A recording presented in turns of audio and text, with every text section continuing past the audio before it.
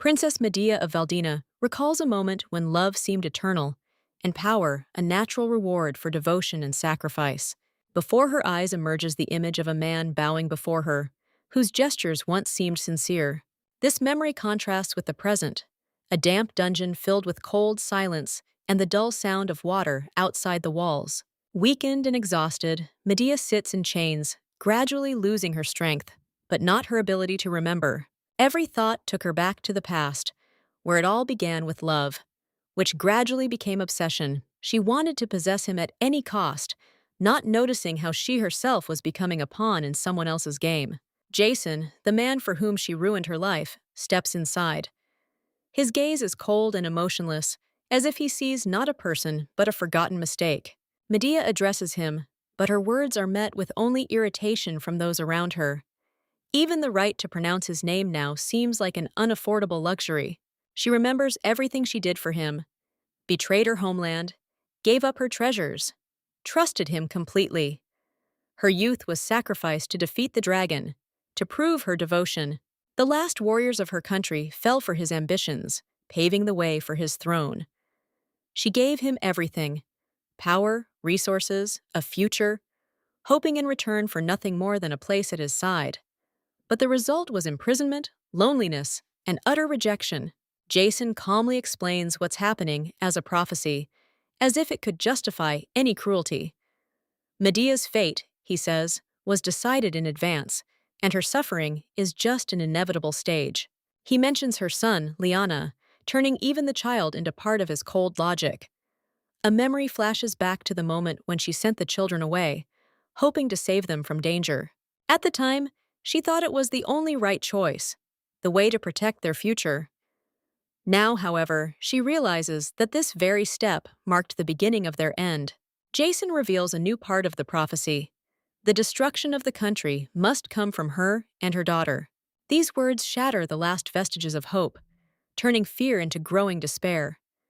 Medea tries to comprehend what she's heard, but her mind refuses to accept reality. The conversation is interrupted by the appearance of Verna, whose calm seems alien in this setting. Her presence brings not relief, but a sense of hidden threat. Virna gradually reveals the truth, shattering Medea's illusions one by one. It turns out that everything that happened was carefully planned long before her downfall. From the very beginning, she was directed, pushed, and used for other people's purposes. Even her decisions weren't truly her own. Jason turns out to be not a lone traitor, but part of a larger conspiracy. The Claudian clan was behind it all, turning Medea into a tool for seizing power. Every sacrifice she made benefited those behind the scenes. The realization of her own helplessness weighs more heavily than any chains. Virna mockingly reminds her of the past, finally breaking the last vestiges of her inner support. She reveals traces of what was lost, forcing Medea to relive the pain of loss. At this moment, rage begins to displace despair, turning into pure hatred. Medea no longer seeks excuses. Her feelings become sharp and merciless. She curses everyone involved, refusing to accept their truth as inevitable. Virna's command. The guards approach, completely robbing her of control. They restrain her by force, suppressing any attempts at resistance. Poison is forced down her throat, turning her final moments into a struggle for air. Her body weakens, but her mind clings to a single thought. On the brink of death, a vow is born, stronger than fear and pain, promising to return, ruin their destinies, and destroy everything they hold dear. Neither time nor death becomes an obstacle for her, but only a delay. Her final thought is filled with a rage that does not fade, even at the moment of death. A drop of blood falls, as if sealing her promise before fate itself. A sudden awakening yanks her from the darkness, bringing her back to life. The noise is replaced by voices, and the cold of the dungeon disappears without a trace.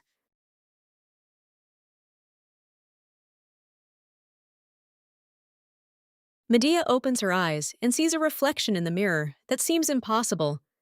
Before her is herself, but from the past, not yet broken or betrayed. The realization hits her instantly. Fate has given her the chance to rewrite everything anew. She looks down at her hands in panic, noticing the absence of the scars that once covered her skin from battles and sacrifices. The realization is more frightening than the pain. Reality seems too clear for a dream or the afterlife. The thought of returning from death flashes suddenly, but she hesitates to immediately accept it as truth. Medea turns sharply to the maids, demanding an answer about her brother's fate, her voice betraying the anxiety hidden behind the cold severity. The maids are perplexed, mistaking her words for the aftermath of the fall, assuring her that the king is alive and on the battlefield. The phrase about the battle becomes the key. The events of the past have not yet happened, and time has truly rolled back. Ignoring the concerns of those around her, Medea decides to see for herself, not trusting either words or her own feelings. She leaves the chambers and moves quickly through the palace, gradually breaking into a run, as if she is afraid of losing this chance. Her path leads deeper into the palace, to a hidden dungeon accessible only to members of royal blood. Before the locked door, her hands begin to tremble. Memories of her past life flooding back with renewed vigor, she remembers her brother, his support, and his final words, which then seemed like consolation, but now seem like a farewell. In the past, it was her decisions that led to Valdina's downfall, and the guilt still weighs heavily on her chest. The idea that everything can be changed clashes with the fear of repeating the same mistakes. Pulling herself together, Medea opens the door, as if crossing the boundary between the past and the future. Inside, she sees the Eye of the Sage, the artifact that started the chain of tragedies. The crystal remains intact, unbroken, confirming that she has returned to the moment before the catastrophe. Touching the artifact triggers a flash of memories of the manipulation and lies that surrounded her back then. The voices of the past are clear. Convictions, pressure, false care concealing self-interest. She was led to believe that handing over the artifact was a temporary measure for the sake of peace and the safety of her loved ones. In reality, it became the beginning of the destruction that she herself unwittingly set in motion. Now Medea clearly sees that she was surrounded not by allies, but by people who exploited her trust. She analyzes the moment she returned to, comparing details and reconstructing the chronology of events. The fall from the horse becomes the starting point. It is after it that a chain of key decisions begins. The memory of the servant who saved her then, at the cost of her own fate, comes to mind. In the past, Medea had dismissed her disappearance as a mere passing. Now, however, she realizes behind it lay intrigue and the elimination of unnecessary witnesses. Her thoughts are interrupted by voices behind the wall, and Medea unwittingly becomes a witness to someone else's conversation. The maids are discussing the fate of the girl who gave up her title to serve the princess. Her straightforwardness led to conflict with the senior maid, which led to a cruel decision to get rid of her. It becomes clear that Medea's rescue was merely a convenient pretext for reprisal. Awareness of someone else's cruelty quickly gives way to a cold determination to intervene. Medea demands to be taken to the victim, leaving no room for argument. She heads to where screams and the sounds of blows can already be heard. A violent scene unfolds behind the door. A defenseless maid is beaten under the pretext of punishment. The woman giving the orders relishes her power, confident of impunity. The victim suffers in silence, betraying neither herself nor her mistress even under blows. At this point, Medea intervenes, stopping the executioner's hand right in the middle of the blow. Those present freeze, not expecting to see her here and in such a state. Without wasting words, Medea snatches up the instrument of punishment and responds with equal cruelty. Her actions shatter the usual hierarchy, forcing everyone to recognize the shift in power. She demands explanations, turning the accused into those making excuses. Attempts to shift blame sound weak and unconvincing before her cold gaze. Medea makes it clear, the rules are changing now, and her will no longer be ignored. The stage becomes the first point where the past begins to diverge from the new reality. For the first time in a long time, she acts not as a pawn, but as a player changing the course of events. The appearance of Senior Lady-in-Waiting Quiz breaks the tense scene, her confidence betraying someone accustomed to power with impunity. She enters as if she's already in control of the proceedings, instantly capturing the attention of everyone present. Medea immediately recognizes in her a key figure in palace intrigues, closely linked to her uncle's influence and hidden alliances. The image that comes to mind is of a woman who methodically isolated her, creating a reputation as a weak and wasteful princess. Quiz tries to speak softly, covering up the pressure with concern for Medea's health, but there is a hidden threat in her words. She turns the attention to the beaten maid, justifying the violence with discipline and duty to the palace. The accusations are convincing. The maid allegedly showed negligence and caused the princess's injury. Medea sees lies presented as truth and cruelty as necessary punishment. Quiz emphasizes his devotion to the king, hinting at his own immunity and high status.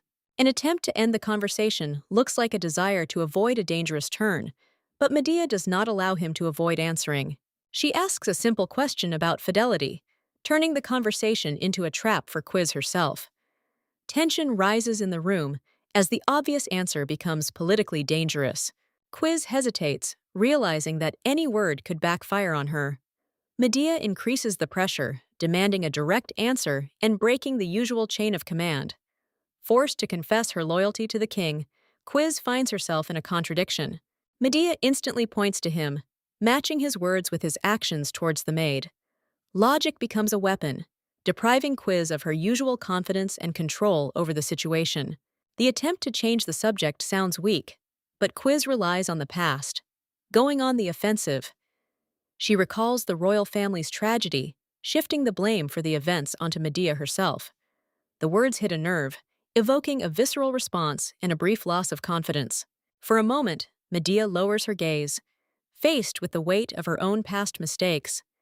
Quiz senses this and increases the pressure, insisting that the princess has no right to act as mistress of the palace. She orders the punishment to continue, attempting to finally regain control of the situation. The maids obey, preparing to continue the beating, considering the outcome already decided. But at that moment, Medea changes the course of events, stepping aside with unexpected calm. She takes up the instrument of punishment, turning Quiz, the symbol of power, into her own weapon. Her actions confuse everyone, breaking the established order and expectations. Medea demands obedience, addressing Quiz as she is accustomed to speaking to others.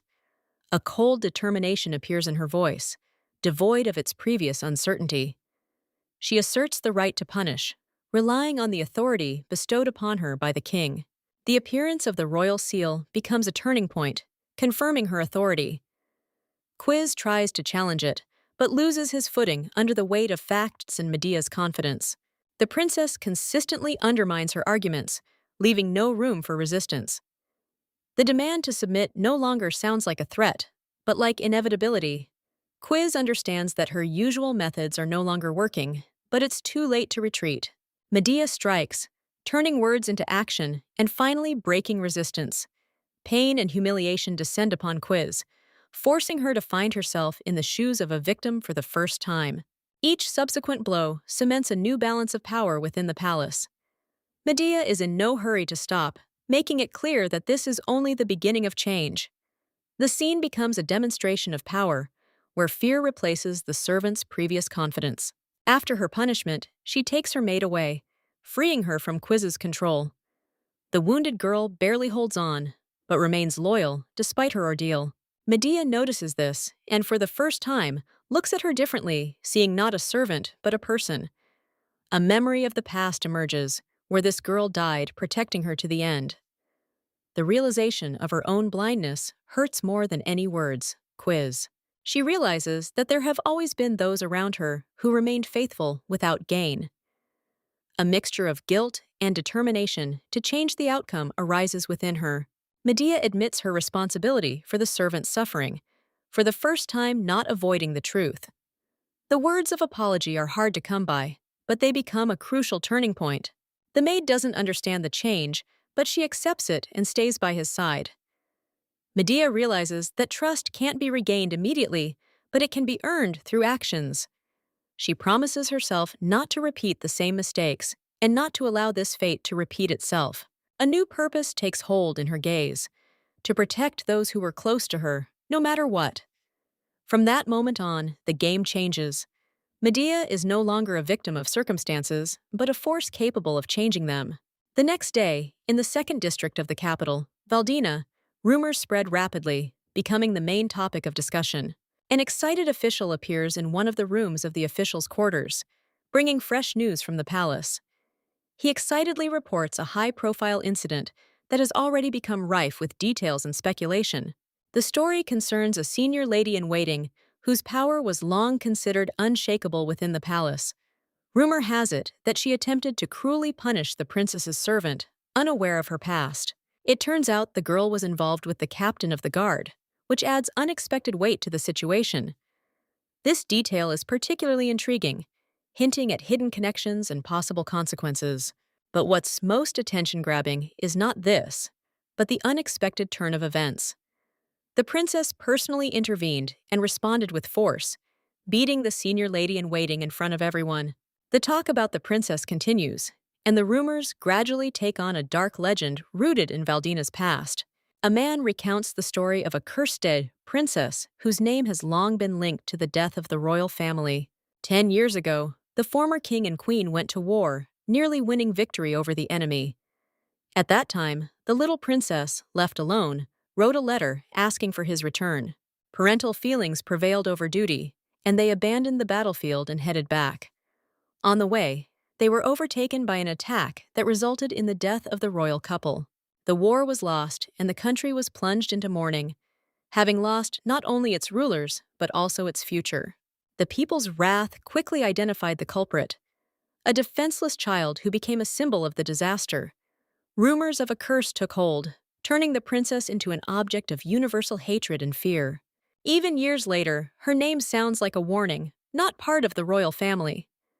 The interlocutor is skeptical of the story, considering it exaggerated and lacking real evidence. But the topic quickly shifts to a more pressing issue: the curse of the owner himself. The man has been suffering from petrification for 3 years, gradually losing control of his own body. Memories of the curse resurface painfully: threats, spells, and the promise of slow death. The words about congealing blood and a petrifying heart turned out to be not a metaphor, but reality. Even his strength and talent couldn't avoid the consequences, turning his life into a slow decline. The state he rules also begins to decline, reflecting the state of its ruler. The conversation revolves around the search for a priestess from a vanished tribe capable of lifting this curse. The trail leads to Valdina, but the search is complicated by the rarity and secrecy of her people. The boss demands results, openly threatening, turning the assignment into a matter of survival. The subordinate quickly makes excuses, promising to continue the search and not miss the opportunity. A mention of an upcoming visit to court, where one must conceal one's identity behind a mask, comes up. Even this reveals tension. The need to hide is irritating, but remains inevitable. After the servant leaves, the room is silent, broken only by tension and hidden rage. The scene shifts to dawn in the palace, where Medea is already in action, wasting no time. She heads to her maid's quarters, checking on her after her ordeal. After confirming there are no serious injuries, she feels a sense of relief hidden behind her outward calm. The thought that this is the only person left on her side becomes especially clear. Medea realizes that for her protection, the palace order will have to be completely changed. Her thoughts are interrupted by sharp footsteps breaking the morning silence. Maria bursts into the room, demanding an explanation and displaying her usual brazenness. She complains of injustice, feeling slighted and disenfranchised. Medea watches her calmly, already assessing her behavior and past actions differently. Her memory of Maria's betrayal, committed in the future for her own benefit, comes to mind. Now her words ring hollow, devoid of their former trust and meaning. Medea doesn't engage in argument, but coldly gives orders, ignoring the maid's emotions. She offers treatment, but behind it lies a clear understanding of the balance of power. Maria doesn't understand the changes, continuing to act as if nothing has changed. But the princess no longer tolerates her former insolence, stripping her of her special status. Medea's words become harsh and precise, shattering the illusion of intimacy between them. Maria loses control, resorting to insults and trying to regain her lost influence. The tension reaches its peak when she tries to physically stop the princess. At that moment, there is a sharp turn, a movement, and her hair breaks off. Shock paralyzes her, destroying the last vestiges of confidence and boldness. Neril instantly rises to Medea's defense, aiming her weapon directly at the threat. Her actions are clear and decisive, demonstrating her willingness to see things through. The situation changes completely. Maria now finds herself in the weaker position. The warning is clear. The next step could cost her much more. Medea watches what unfolds without hesitation, finally cutting off the past. From this moment on, the circle of trust narrows, and the palace begins to change under her control. Neril, screaming and unable to believe what's happening. Neril rises from the bed, despite her wounds, and draws her sword, instantly quashing the threat. Her voice is calm, but it carries a cold warning that leaves no doubt about her seriousness. Maria retreats, realizing the difference in power, and, losing the last of her dignity, hurries out of the room. Medea watches the scene, noting Neril's resilience and fighting skills even in her weakened state. She judges her strength to be exceptional, comparing it to the kingdom's finest warriors. The decision is made instantly. Neril becomes her personal servant and protector. The order is brief, without unnecessary explanation, and Neril accepts it without hesitation.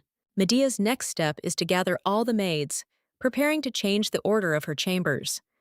Tension builds in the hall as she calmly distributes duties, breaking the old system. Some maids receive new roles, revealing surprise and hidden joy. One of them reports oddities in the supply chain, damaged firewood and access restrictions. Others confirm the pressure from the chief maid of honor is intensifying, turning into hidden revenge. Medea quickly understands the source of the problem, linking it all to the recent conflict. She openly acknowledges the difficulties ahead and doesn't hide the scale of the pressure. Instead of promises, she offers a choice: stay and endure or retreat. But her words of protection and responsibility ring true, resonating with the handmaids.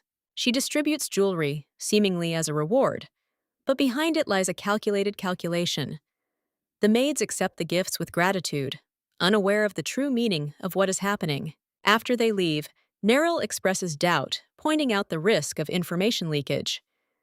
Medea calmly reveals the plan. The distribution of these decorations is precisely what is needed. She explains that her uncle's gifts weren't a sign of love, but a tool to create a false reputation. Now, those same jewelry will be used as weapons against him, spreading the desired rumors. A few days later, the market is flooded with these jewels, sparking a flurry of speculation. People wonder why the princess is forced to distribute her wealth to her maids. New rumors are added to the rumors about cruelty in the palace and a standoff with the chief lady-in-waiting. The palace's reputation begins to crumble, becoming a source of scandal and gossip. Meanwhile, the pressure on the maids doesn't ease, but only becomes more sophisticated. But now, every incident intensifies public interest and undermines the maid's position. Elsewhere, the discussion reaches influential people closely monitoring the situation. They perceive what is happening as a game, trying to understand Medea's true intentions. Doubt gives way to interest. Her actions seem either naive or dangerously calculated. One suggests that there's a strategy behind it, comparable to a chess move. Even a weak piece can change the game if underestimated. This idea is reinforced as he finishes the game, watching the pawn's transformation into a force.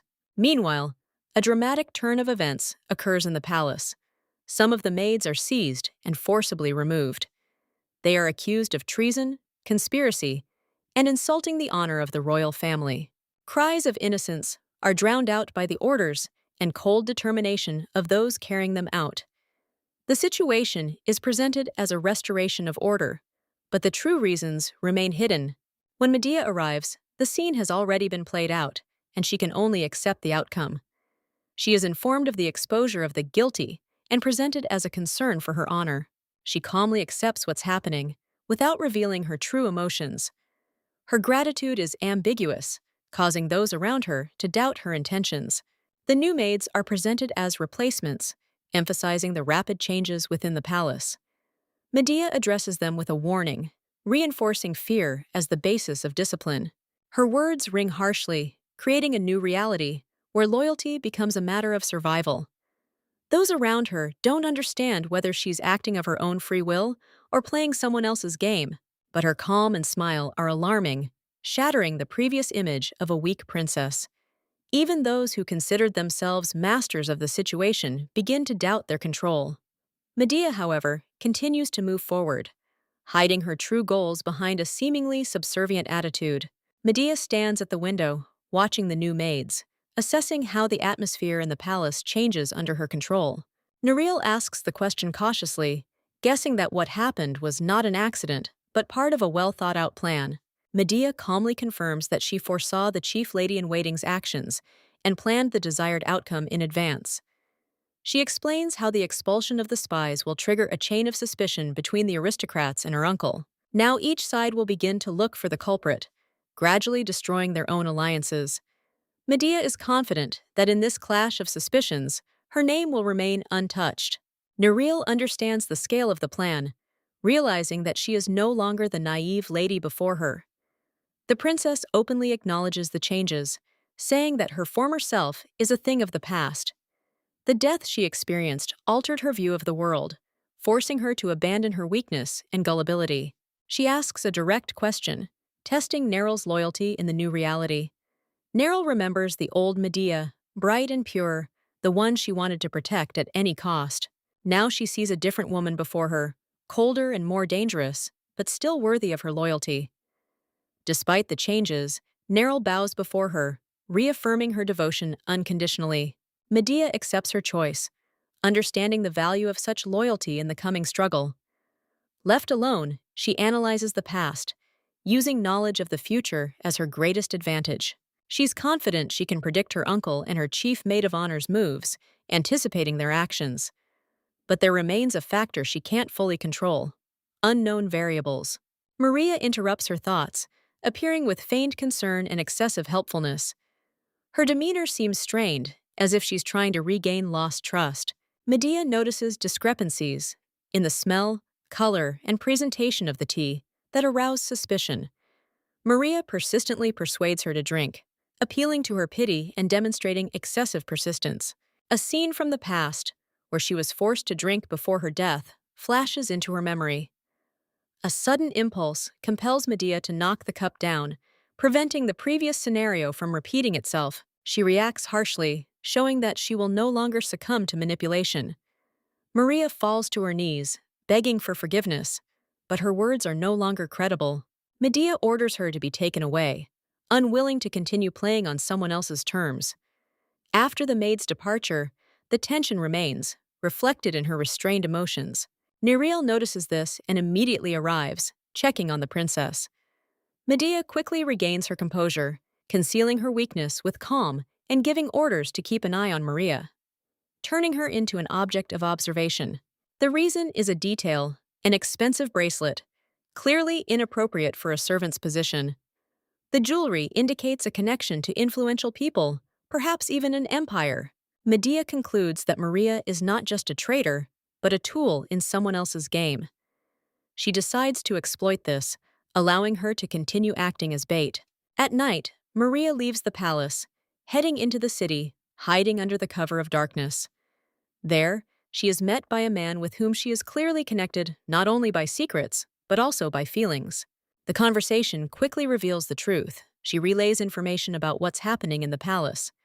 Medea becomes the topic of discussion, irritating and intriguing her interlocutor. Maria justifies herself by playing on her emotions and trying to maintain her position. The man pressures her, demanding greater control over the situation and complete devotion. He hints at the benefits of their union, using feelings as a means of subjugation. Maria agrees, promising to watch the princess's every move. Her loyalty turns out to be directed not to her mistress, but to those behind the scenes. At this point, the depth of the conspiracy becomes clear. However, they don't notice that the meeting is being watched from the shadows. Neril, following orders, witnesses the conversation and reveals Maria's true role. Now Medea has not only suspicions, but also evidence that allows her to proceed further. Neril returns to the palace and reports Maria's secret meeting with the young Duke Claudio, confirming her worst suspicions. Medea reacts calmly, concealing her tension, and immediately connects this fact to a larger political game. She concludes that Claudio's house is connected to the Kazi Empire, and Maria is merely an intermediary in a chain of conspirators. The bracelet becomes a key clue, revealing hidden connections and a possible alliance against Valdina. Medea decides not to act immediately, preferring to observe and gather evidence. She turns the conversation to Nereal's mentor, the Marquis of Gillifoss, recalling his importance in future events.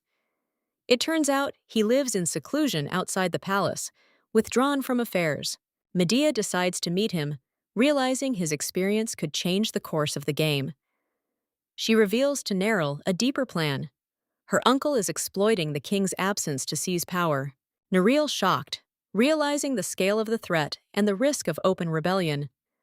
Medea explains that the Kazi Empire is interested in weakening Valdina and is acting through allies. In the past, this led to disaster, a harsh winter and a betrayal of food supplies. Promised aid was disrupted, sparking popular anger and a mass uprising. Behind this were figureheads connected to the House of Claudio, skillfully orchestrating the chaos. Medea recalls how the country fell due to manipulation, and the king was accused by the people. Awareness of the past turns into a firm resolve to prevent a repeat.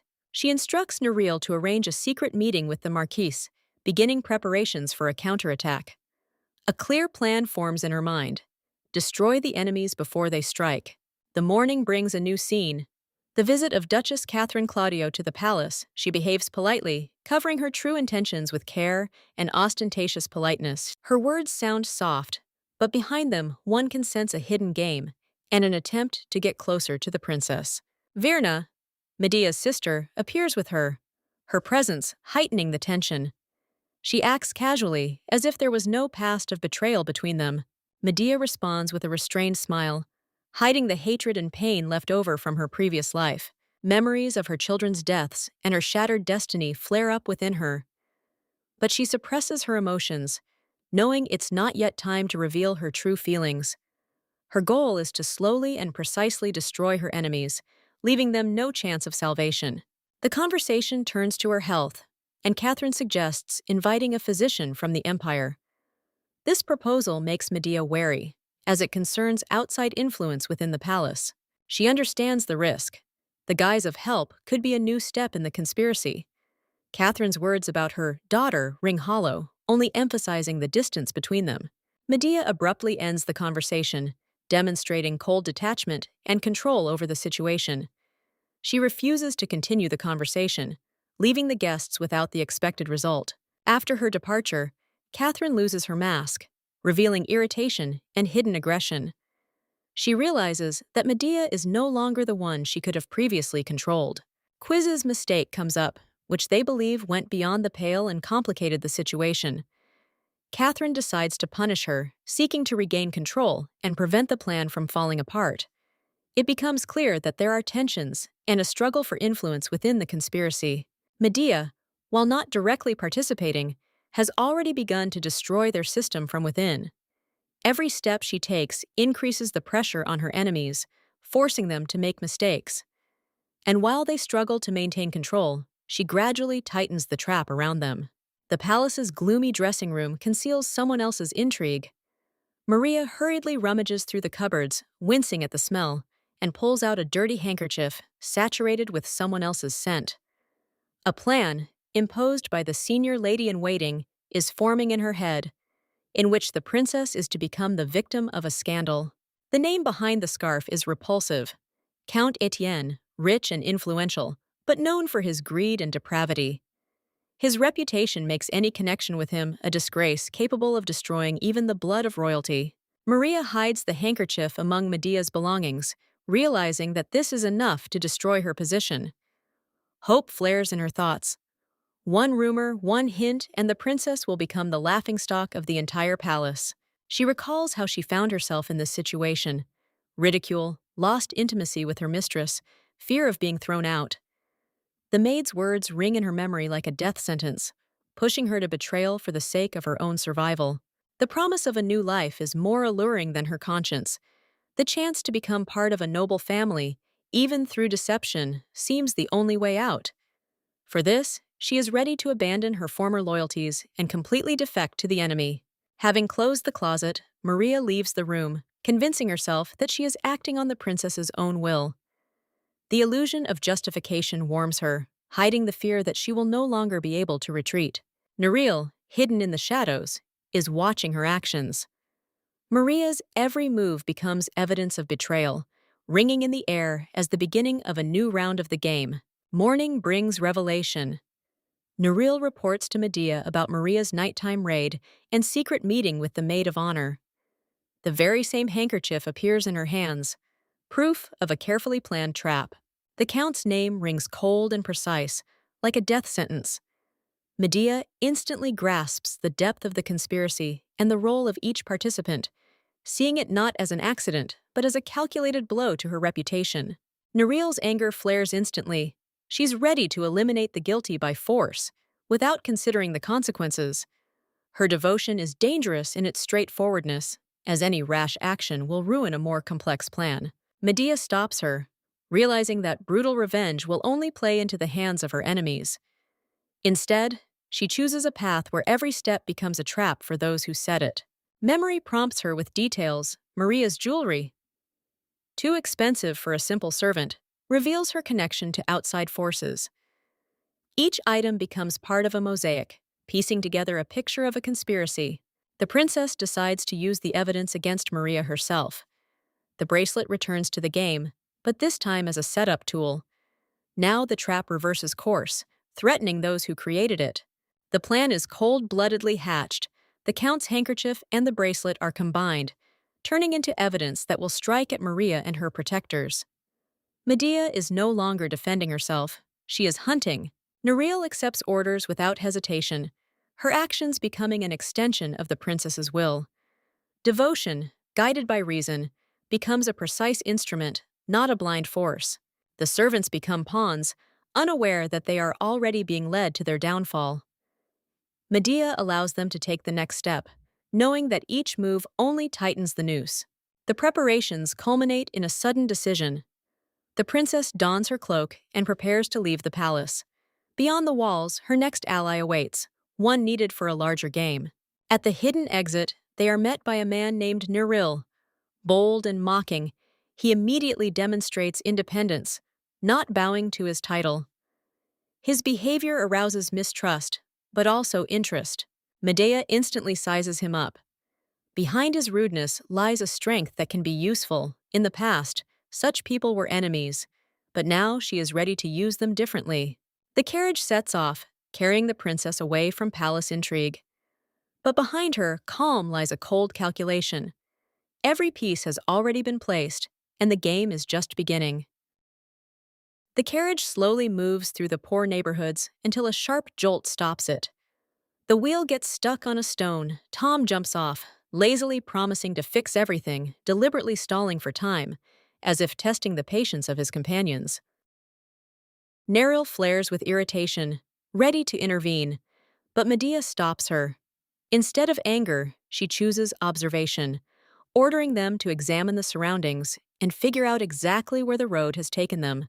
A grim picture unfolds before my eyes, a settlement of veterans scarred by war, people deprived of homes and a future, living on the margins of a country for which they once shed blood.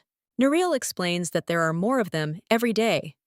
Cripples, orphans, homeless families.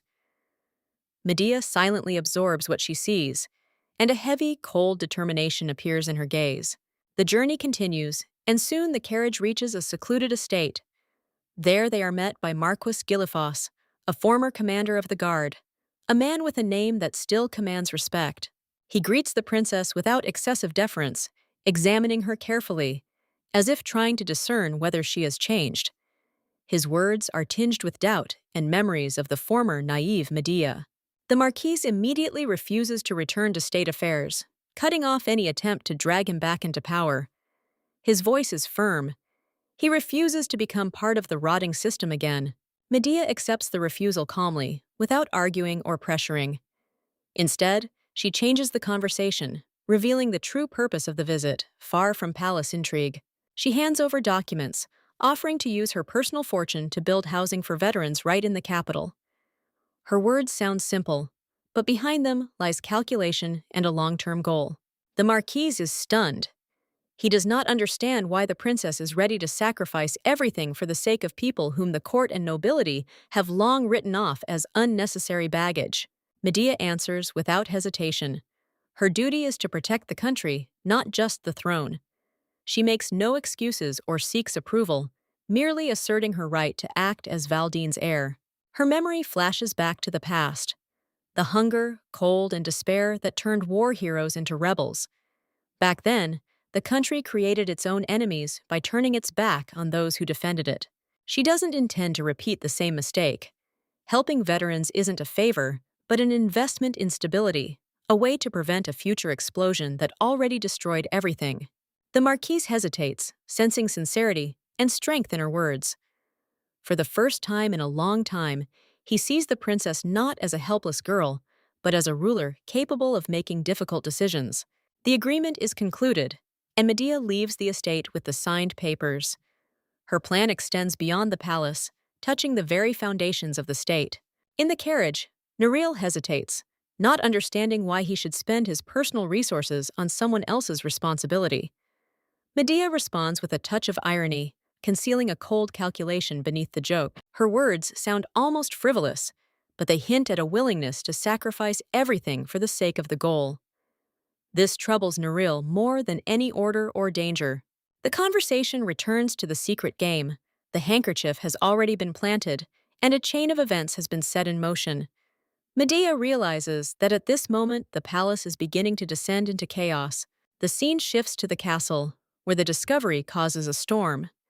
Count Etienne's handkerchief becomes the cause of a scandal, instantly becoming evidence of the princess's disgrace. Anger flares quickly. The order to deliver Medea sounds like a death sentence. The authorities prepare to strike, unaware that they themselves are already drawn into someone else's game. Tension thickens in the throne room. Medea is summoned to the Dowager Queen's presence.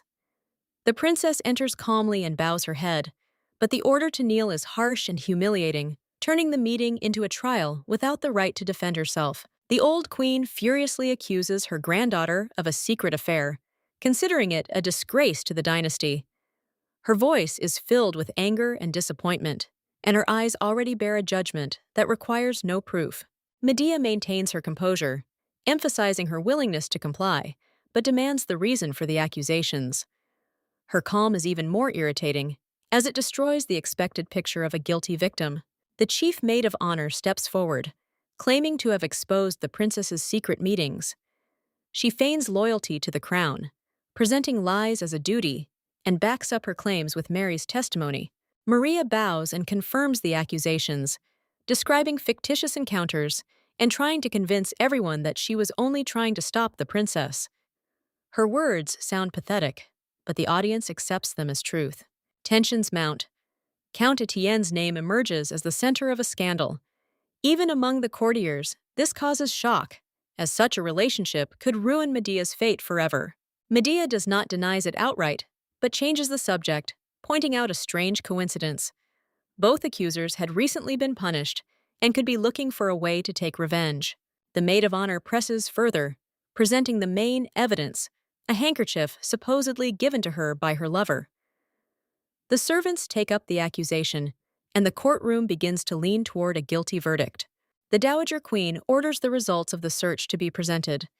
Everyone awaits confirmation of the disgrace, certain that the princess is already cornered and will be unable to justify herself. Pinatelli, a woman known for her strict adherence to the law, enters the courtroom. Her word is taken as the final truth, and even the prosecutors freeze in anticipation. She announces that she has found Count Etienne's handkerchief, but not in the princess's chambers. This instantly changes the atmosphere. The tension turns to bewilderment, and the accuser's confidence cracks. The clue is discovered in Maria's room. All eyes turn to her, and the lie begins to crumble under the weight of an unexpected twist. Medea remains calm, knowing the game is won. She planned the investigation in advance, entrusting the case to someone who wouldn't play by someone else's rules. Pinatelli unfolds the handkerchief, revealing a bracelet inside. Several maids confirm that the jewelry belongs to Maria, breaking her last defense. Maria tries to justify herself, but she's at a loss for words. She can't explain the origin of the expensive item, which is too luxurious for her position. The questions become more pressing, and each answer only traps her further. Her connections to powerful people become apparent, turning her from a witness into a defendant. Medea intervenes, steering the conversation in the right direction. She doesn't press directly, but rather nudges the audience toward conclusions, forcing everyone to see the true picture. The situation is reversed. Instead of the princess being disgraced, a conspiracy is revealed in which Maria becomes a key figure connected with external forces. When tension reaches its breaking point, Medea makes the decisive move. Her voice is calm, but her words hit harder than any accusation. She proposes that Marie marry Count Etienne, turning the false scandal into reality for the culprit herself. The hall freezes, realizing that the game is over and the winner is determined. Maria falls to her knees, overcome with fear and despair, begging for forgiveness. Her pleas are drowned out by Medea's cold calm, who has already made her decision and has no intention of backing down, turning the maid's remorse into a tool for the final blow. Medea coolly turns the tables, pretending to merely support Maria's feelings. The realization of her impending marriage to the hated count shatters the girl's remaining composure, and fear pushes her to a desperate step, uncovering the conspiracy. Overwhelmed by terror, Maria betrays her chief maid of honor, destroying the intrigue. The confession sounds like a death sentence, instantly shifting the balance of power and turning the accusers into the accused right before the eyes of the courtiers. The chief maid of honor loses control and tries to deny what she said, but her words ring hollow against the backdrop of Maria's panic.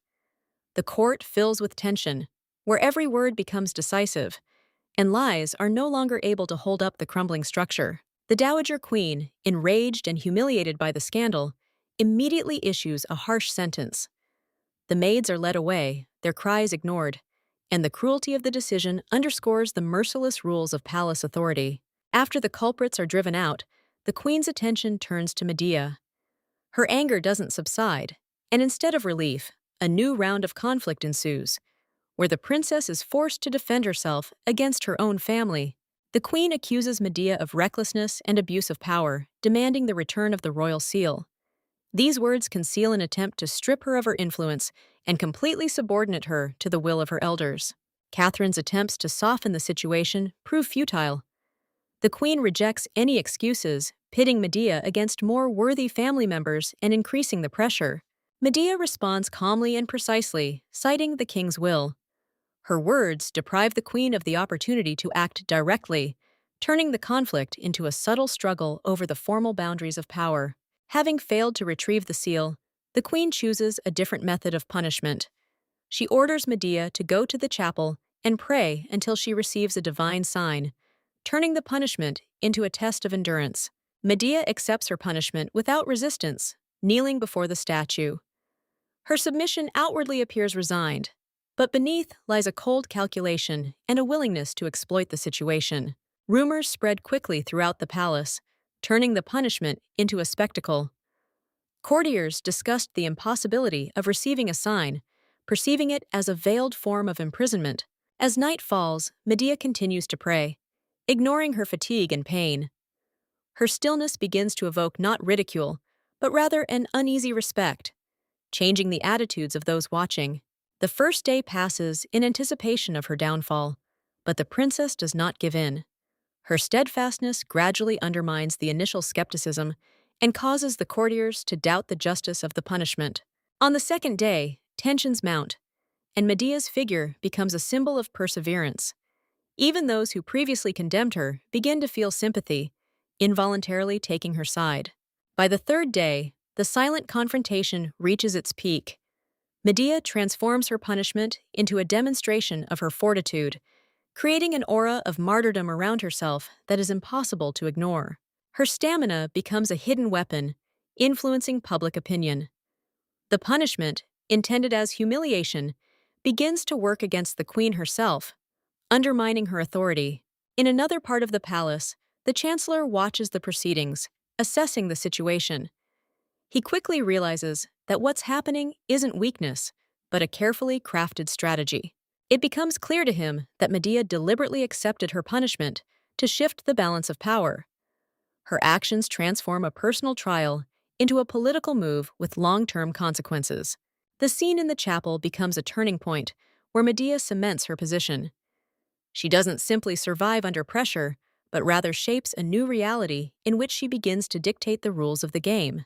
Emil meets Cheddar in the hallway, where they engage in a calm but tense exchange.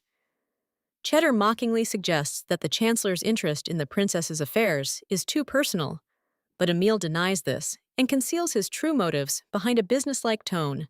The conversation quickly turns to politics. Papers, the Facade Guild, and its weapons shipments are discussed. Emil demonstrates a willingness to overlook dubious schemes if they benefit the state, turning everything into a cold deal. Cheddar immediately realizes that there's a price behind the concessions. He provokes Emil with questions about the reward, trying to draw out the true purpose of the agreement, but the Chancellor maintains control and translates everything into a calculation of the crown's resources.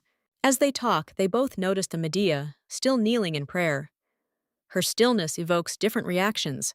For Cheddar, it's a strange stubbornness. For Emil, it's an observable political situation that defies the usual logic of behavior. Cheddar recalls his own past and the weaknesses of others, drawing parallels between power, suffering, and cumulative pain. His thoughts are tinged with cynicism, but they contain a hidden recognition of the strength he sees in Medea. At this time, Count Iti appears at the chapel, attempting to approach the princess despite prohibitions. His behavior irritates the guards and unsettles those around him as he is disobeying the queen's orders. Eden behaves provocatively and brazenly, demonstrating power and confidence. His attempt to approach Medea comes across not as a formality, but as an intrusive and dangerous invasion of the princess's personal space. A sudden impact from a stone disrupts his attempt at contact, causing panic and chaos among the courtiers. Eaton begins shouting about an assassination attempt, turning the incident into a major scandal and attracting the attention of the entire guard. The crowd reacts instantly, and chaos erupts. Emil watches from afar, trying to assess the source of the attack, but the exact cause remains hidden, heightening the atmosphere of mistrust. Cheddar quietly leaves the scene without explaining his actions. His departure seems deliberate and cold, as if he hadn't intended to stay until the end. Outside, rain and thunderstorms begin, heightening the sense of impending conflict. The atmosphere grows heavy, as if the weather itself reflects the tension within the palace. Cheddar returns to his surroundings, where he is offered shelter from the rain, but he refuses, emphasizing his independence and distance from comfort. He demonstratively remains in the rain, mentally contemplating the future of power and his place in it. His words and actions reveal ambition, but also doubt in the achievability of his goal. At the same time, his internal monologue reveals a cold view of power and destiny, where the throne remains a goal, not a guarantee. This underscores his calculations and hidden vulnerability. Meanwhile, Medea continues her prayer in the rain, without changing her position. Her body is weakening, but she does not stop resisting the circumstances, turning the punishment into a test of willpower. Cheddar watches her with a strange combination of irritation and interest. He sees in her resilience not just stubbornness, but something that reflects his own nature. Overwhelmed by fatigue and exhaustion, Medea finally loses her strength and collapses. Her fall brings the tense scene to a close, leaving the sense that the game around her is only just beginning and growing more dangerous. Medea, exhausted by days of prayer in the rain, begins to lose her balance. Her consciousness is fading, but she stubbornly clings to the last vestige of her strength, refusing to interrupt the punishment and continuing to stand despite the approaching collapse. At that moment, Cheddar appears, leaving his umbrella beside her and walking past without turning around. His presence remains cool and distant, as if observing a carefully choreographed test without interfering with the outcome. He leaves, leaving Medea with only the sensation of someone else's gaze and indifference. For him, her steadfastness becomes a strange spectacle, evoking no pity, only dry interest and mild irritation at the protracted scene. In the palace, the queen watches the proceedings and becomes increasingly irritated by the princess's stubbornness. Her expectation of a quick break proves futile, and the situation begins to feel like a personal challenge. The queen's maid carefully tries to explain what's happening, hinting that Medea is acting not out of pride but out of self-defense. She points to the lack of allies and the pressure from court intrigues. Gradually, the queen begins to doubt her original version of events. She begins to notice inconsistencies in her chief lady-in-waiting's actions and suspicious details she had previously ignored. A maid reports the results of a secret investigation, revealing a lady-in-waiting's interference in the princess's personal affairs. This information becomes the first serious blow to the palace's accusatory position. The queen is furious, realizing she could have been used in someone else's scheme. Her anger is now directed not only at Medea, but also at those who manipulated the situation from the shadows. Suddenly, word comes in that Medea has lost consciousness and collapsed at the place of prayer. This news dramatically changes the atmosphere and compels the queen to take immediate action. The queen personally arrives to see the princess and discovers her condition, which is far worse than expected. For the first time, it's not irritation that appears, but anxiety and memories of the past. The maids are under pressure, realizing their responsibility for the princess's deteriorating condition. Their fear intensifies when the queen demands immediate assistance and stops making senseless excuses. The queen orders the urgent delivery of a physician, displaying unexpected decisiveness and firmness.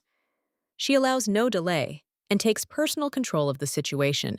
Medea is carried into her chambers, where she is laid on a bed. Her body remains motionless, and the palace fills with anxious anticipation of the outcome. The maids are trying to restore order, but the atmosphere of chaos persists.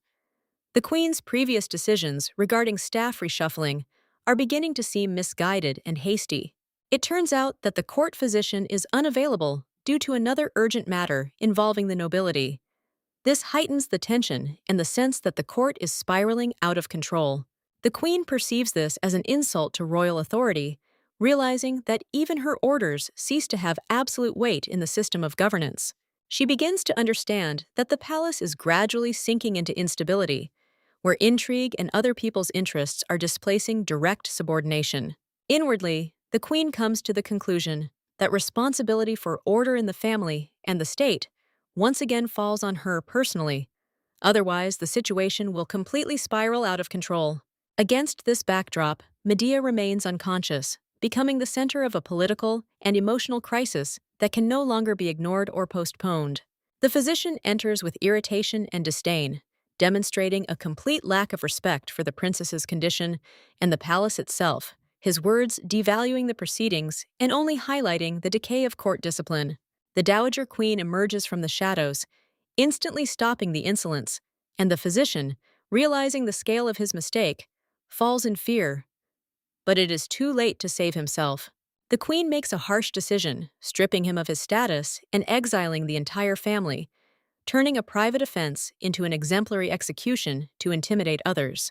Her attention turns to the state of the courtyard, where she notices the neglect of Medea's surroundings, which contrasts sharply with the luxury of the collateral branch of the family. The arrival of a worthy physician becomes a turning point. He immediately assesses the criticality of the condition and points out that such prolonged exhaustion is unacceptable. For the first time, the queen realizes the scale of the negligence, realizing that the princess was actually driven to the brink by her own orders and due to the inaction of her servants. Her resolve to personally restore order is strengthened when she sees the imbalance of power and privilege within the palace, where foreign interests have long replaced the royal ones. After a long period of exhaustion, Medea regains consciousness, her awakening becoming a quiet turning point for the entire situation. Nero reports that a purge has begun, with the queen taking control herself and Emil supporting her by destroying the enemy's network of influence. Rumors of a change in the queen's position spread, and the political balance begins to shift in Medea's favor, easing the pressure from the other heirs. Pinatelli's appointment cements the new order, replacing the broken ties with a more loyal and manageable figure. Medea quickly shifts from recovery to strategy, realizing that eliminating Quiz is only the first step, and that more serious goals lie ahead. It focuses on the figure of 18 as the next key link, without the elimination of which the entire enemy scheme will remain stable. The visit to Maria's prison turns not into an act of revenge, but into a cold calculation, where fear and guilt are used as instruments of pressure. Maria breaks under the weight of the consequences and is willing to do anything to save herself, demonstrating how easily loyalty is destroyed under threat. Medea does not accept her repentance as sincere, viewing the girl only as a resource that can be directed against more dangerous figures. The poison trial becomes a test of loyalty, and at the same time a way to completely subjugate Mary's will. The fear of death forces her to submit, completely depriving her of freedom of choice and turning her into an instrument of someone else's strategy. Medea consolidates her control by tying Maria's life to her own decisions, turning her into a hidden weapon against Claudio's house. With trembling hands, Maria helps Medea complete her image by putting on a modest decoration that hides the princess's true intentions and confirms that she has taken the antidote, finally coming under her control. Medea emphasizes the importance of time and orders Maria to return regularly for the medicine, thereby reinforcing the addiction and turning it into a controllable tool.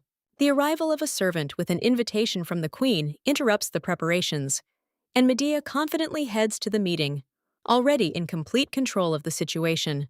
In the hall, the queen watches her granddaughter closely, noting her recovery and unexpected sophistication, which arouses suspicion and interest. Medea behaves with restraint and confidence, demonstrating changes that are difficult to explain by simple etiquette training. Verna reacts harshly, not understanding the difference in training, and thus unwittingly exposes herself to the queen's displeasure. The queen begins to doubt the old order, noticing the discrepancy between Medea's position and Verna's behavior. The offer to choose jewelry becomes a test, where Medea maintains restraint, and Verna displays greed and impatience. Verna's attempt to appropriate the princess's choice angers the queen, who for the first time harshly puts her in her place, reminding her of the difference in status. This scene destroys the previous illusion of equality in which Verna lived, unaware of the limits of her situation. Verna leaves the hall in despair, not accepting the new reality where she is no longer placed on the same level as the heiress. The queen begins to reflect on her mistakes, realizing that she herself contributed to the distortion of roles within the family.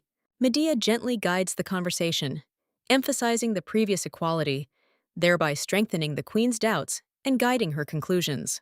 The princess's choice falls on a hidden weapon disguised as jewelry, reflecting her true nature and priorities. The queen is surprised by the modesty of the choice, beginning to doubt the rumors about Medea's extravagance. After the princess's departure, the queen reflects on the situation of the entire family and the need to reconsider the balance of power. She decides to call her relatives, feeling a growing threat and the need for control. Elsewhere in the palace, Count Montego is furious, realizing that the queen's actions are undermining his influence and plans. Catherine tries to stabilize the situation by proactively trying to maintain control over internal structures. Their strategy boils down to manipulating the image of Medea, turning her into a convenient shield behind which they intend to continue their game. Medea, in private, crafts the hidden weapon gifted to her by the queen, transforming the symbol of trust into a tool for future hunting and demonstrating her willingness to act with stealth and precision.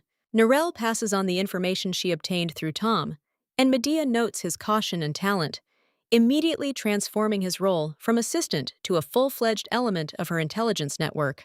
The idea of hunting reveals the princess's strategy, where the goal is more important than the process, and traps become the basis of the entire future game against enemies. Medea intensifies surveillance by ordering continued surveillance, thereby forming an invisible network of control around the intended target. The readiness of the grounds emphasizes that the plan has long been launched, and each participant is already taking his place in the setup. The appearance of Emil shifts the conversation to the political plane, where he immediately tries to stop Medea, fearing an escalation of the conflict with Claudio's house. He points out the risk of premature action, emphasizing that the balance of power has only just begun to shift, and any pressure could destroy everything. Medea outwardly assumes calm, but continues her line, turning the conversation to an everyday detail, where she notices the strangeness of the tea. Her attention to detail reveals a hidden threat, and she instantly turns an ordinary situation into a test of betrayal. An offer to drink tea with a maid becomes a trap, where fear reveals the truth faster than any interrogation. The maid cracks under pressure, revealing Duke Claudio's orders and confirming the existence of a deep network of influence within the palace. Medea compares what is happening with past experience, noticing the repeating path of destruction of people drawn into intrigue. She delegates the decision on punishment to Emil, thereby strengthening the alliance and delegating part of the power, showing a willingness to play the long game. The maid's removal clears the space, but leaves behind a trail that leads to larger figures behind the scenes. Medea openly states her goal: to protect the state and eliminate key figures who threaten stability. Etan's name emerges as the next target, marking the transition from small-time perpetrators to the core of the conspiracy. Emil's offer of cooperation turns their dialogue into an alliance, where personal interests are intertwined with political necessity. Emil accepts the game, recognizing the difficulty of the opponent and the value of an alliance with a princess who acts faster and deeper than the others. In parallel, in another wing, Cheddar's story unfolds, where the invitation to the party becomes part of a wider network of character intersections. His refusal and sudden deterioration hint at a hidden threat to his body and add tension to what is to come. The doctor informs Cheddar of the rapidly increasing attacks, emphasizing that the body has been exhausted by the curse for 3 years and can no longer cope, and that delay is becoming mortally dangerous. Despite the gravity of the situation, Cheddar maintains a cool calm, demonstrating a habit of ignoring threats even when his own life and the inevitable outcome are at stake. The healer suggests going to the magic tower, where the priestess can try to remove the curse, albeit without a guarantee of success, leaving this as a last chance. Cheddar embraces risk as a natural part of his destiny, rejecting the idea of quietly awaiting death and preferring to act to the end, even if the outcome is doubtful. He recalls a path full of deception and dangerous deals, where every situation was a game of survival, and admits that he never looked for easy solutions. His determination is based on a habit of removing obstacles by any means necessary, which makes him ready to go to the end, even at the cost of even greater losses. At the same time, Medea arrives in a poor area with her companions, pursuing the goal of finding an important person from the past who can influence the future. She realizes that many retired soldiers avoid royal support, which hints at an underlying mistrust and tension between the authorities and the people. Her target is a man who played a key role in a past life, and she intends to decide his fate in advance, preventing him from repeating his previous mistakes. The noise in the alley distracts, revealing the harsh reality of poor neighborhoods where the struggle for survival becomes everyday life. The appearance of a strange old woman offering to tell your fortune is alarming, especially when she speaks as if she knows more than she should. Medea initially rejects the fortune-telling, confident in her knowledge of her path, but words about another life make her doubt and listen. The old woman's prophecy paints a picture of chaos blocking her path and hints at a threat that is already pursuing her and trying to deprive her of her future. The mention of a mysterious force in the form of a falling star introduces a new variable that could change the course of events and destroy the encroaching darkness. Particular attention is paid to the Tear of Dawn, an artifact capable of erasing everything, including fate, making it both a salvation and a threat. The old woman hints at Medea's special origins, linking her to ancient powers and a purpose that extends beyond ordinary life. These words leave behind an uneasy feeling, as if fate has already been determined, but the path to it remains hidden and dangerous. Medea leaves the meeting place, taking with her doubts and fragments of the prophecy, which gradually begin to influence her thoughts. At the same time, Cheddar, along with the doctor and his companions, moves towards their goal, unaware of the intersection of destinies that is already beginning to form. An invisible connection between events hints at an imminent collision of fateful lines, where the past, present, and predictions will merge into a single point. Cheddar's team delves into cramped, impoverished neighborhoods, where the air is thick with damp and uneasy, and every turn conceals danger. Rumors of a mysterious old woman become their only guide, forcing them to move forward through mounting tension. The healer shares information about a woman who speaks an ancient language and wears the symbols of the vanished Shadea tribe. However, even he doubts her existence, as this tribe has long been erased from history, leaving behind only vague legends. Cheddar and his companions move deeper into the tangled alleys, feeling time slip away. The city seems to resist their search, hiding answers behind the walls of dilapidated houses and in the eyes of wary residents. The unexpected appearance of the old woman disrupts their search, as if she had chosen to appear at the right moment. Her presence seems alien to this place, and her gaze pierces them, as if she sees not only their bodies, but their destinies as well. Cheddar immediately turns to her with a request that betrays a desperate determination.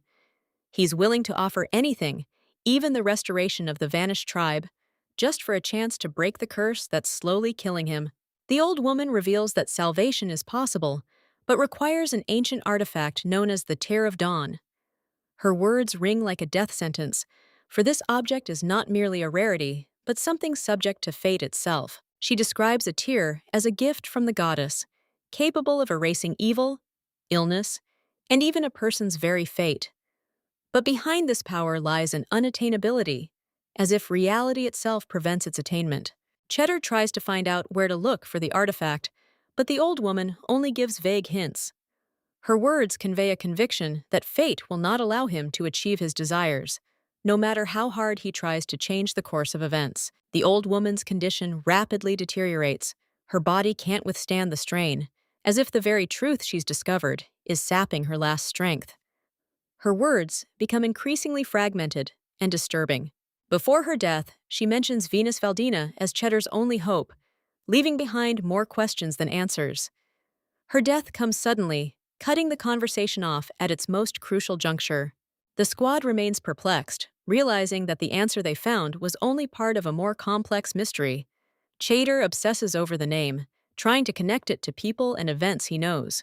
The thought of Medea emerges in his mind as the only possible connection to the aforementioned Venus. This discovery seems not accidental, but part of a chain leading to the unraveling of his destiny. Cheddar decides to stay in Valdini, knowing that the rest of the journey lies through the capital. His choice is driven not only by hope, but also by an inner sense of inevitability. Meanwhile, Medea continues her search in the same neighborhoods, following the directions left by her mentor. Her path intersects with the danger hidden in the ordinary life of the poor neighborhoods. Screams from one of the houses draw attention, revealing a scene of violence and despair. A man tries to hold a girl by force, threatening to sell her if she doesn't comply. Narelle intervenes, protecting the girl and forcing the attacker to retreat. The situation is resolved quickly, but leaves behind a sense of the fragility of human fate in this place. The rescued girl reveals that she has a twin brother who disappeared several years ago.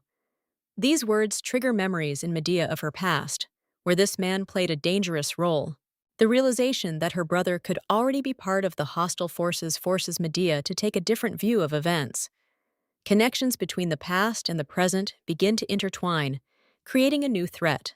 The girl asks to be taken with him, seeing Medea as her only chance for salvation. Her despair is genuine, and her determination to abandon her former life makes the choice inevitable. Medea accepts, realizing that this step could change the future. At this moment, the fates of the heroes finally intertwine, opening the way to events where the past and present will collide with an inescapable force. Observers in the shadows watch as Medea, her maid, and the rescued girl board the carriage, noting every movement with cold attention. Their presence remains hidden, but the tension mounts, as if a trap is already springing into action. Narelle is the first to notice something is wrong when the carriage's path is blocked by armed men, appearing out of nowhere and surrounding them in a tight circle. Their confidence and audacity betray those accustomed to taking things by force and unafraid of the consequences. The bandits claim the girl as their own, revealing themselves to be human traffickers for whom human life is merely a commodity. Their words are steeped in greed, and their intentions leave no doubt as to the brutality of what is happening. The girl hides in fear in the carriage, realizing that the past has caught up with her too quickly. Panic grips her heart, as any hope of salvation seems too fragile in the face of this new threat. Medea decides to act coolly, offering a large sum to ransom the girl and avoid unnecessary bloodshed.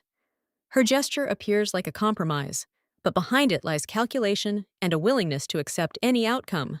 The bandits initially accept the money, but quickly change their minds, realizing they have a far more valuable prize before them. Their greed grows, and they decide to capture Medea herself and her companion. Medea sends the girl back to the carriage, isolating her from danger. and gives Narelle her order, leaving no room for doubt. The situation instantly goes from tense to deadly. Narelle enters the battle with overwhelming superiority, quickly and accurately neutralizing her attackers. Her movements are devoid of unnecessary emotion, turning the fight into a cold, orderly execution. The bandits begin to panic, realizing they're facing not defenseless victims, but a trained fighter. Their confidence crumbles, giving way to fear and chaos. The leader orders the attack on Medea, hoping to turn the tide, but encounters unexpected resistance. The princess refuses to retreat and enters the fray herself, revealing a hidden power.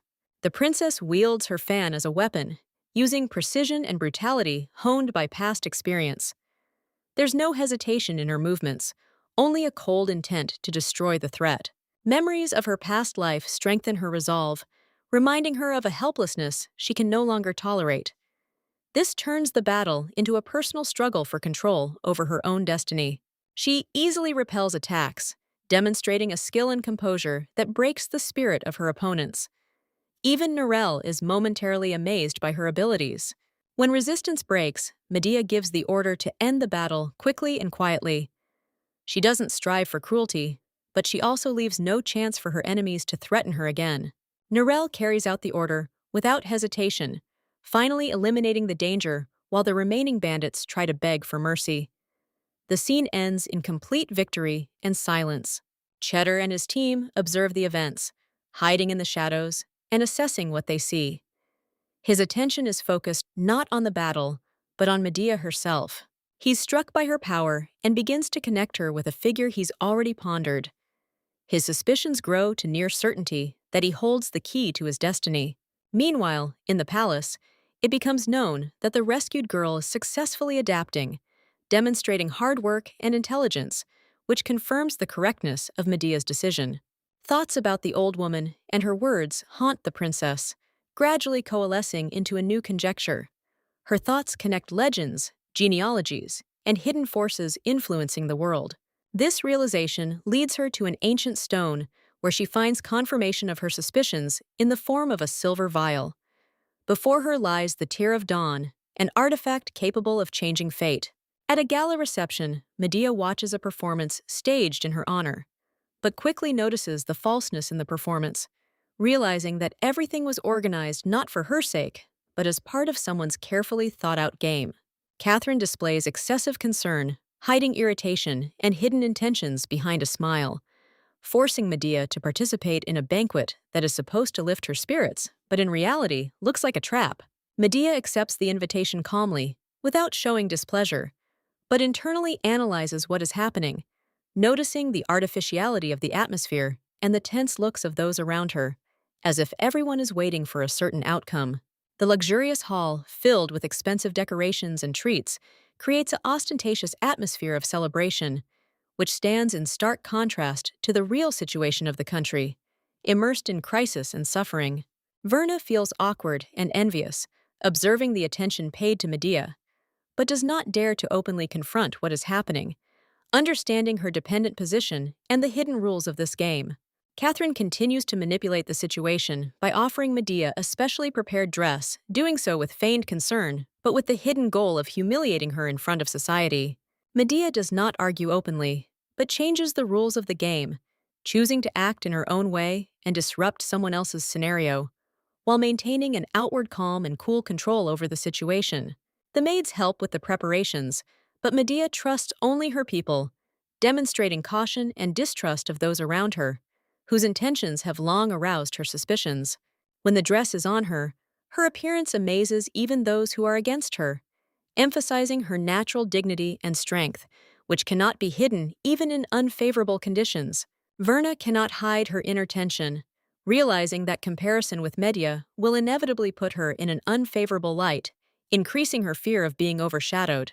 Preparations for the exit are accompanied by an internal conflict for Verna, who understands that she is becoming part of someone else's plan, but does not find the strength in herself to resist what is happening. Meanwhile, the guests discuss the luxury of the reception, condemning its inappropriateness against the backdrop of the people's suffering, which highlights the hypocrisy of high society and their detachment from reality. Claudius and Catherine watch the proceedings with satisfaction, believing that everything is going according to their plan, hoping to use the situation to strengthen their influence. They are confident that Medea's appearance will play a key role in their intrigue, expecting that her appearance will provoke the desired reaction among the guests and strengthen their position. When Medea and Verna's entrance is announced, the audience's attention instantly focuses on them, creating a tense moment on which the further development of events depends. However, the plan begins to fall apart when the guests notice the inconsistency of the outfits, and the expected picture completely changes, ruining the pre-planned effect. Verna ends up in a more flattering outfit than expected, while Medea appears in a simple and inconspicuous outfit, turning everyone's expectations upside down.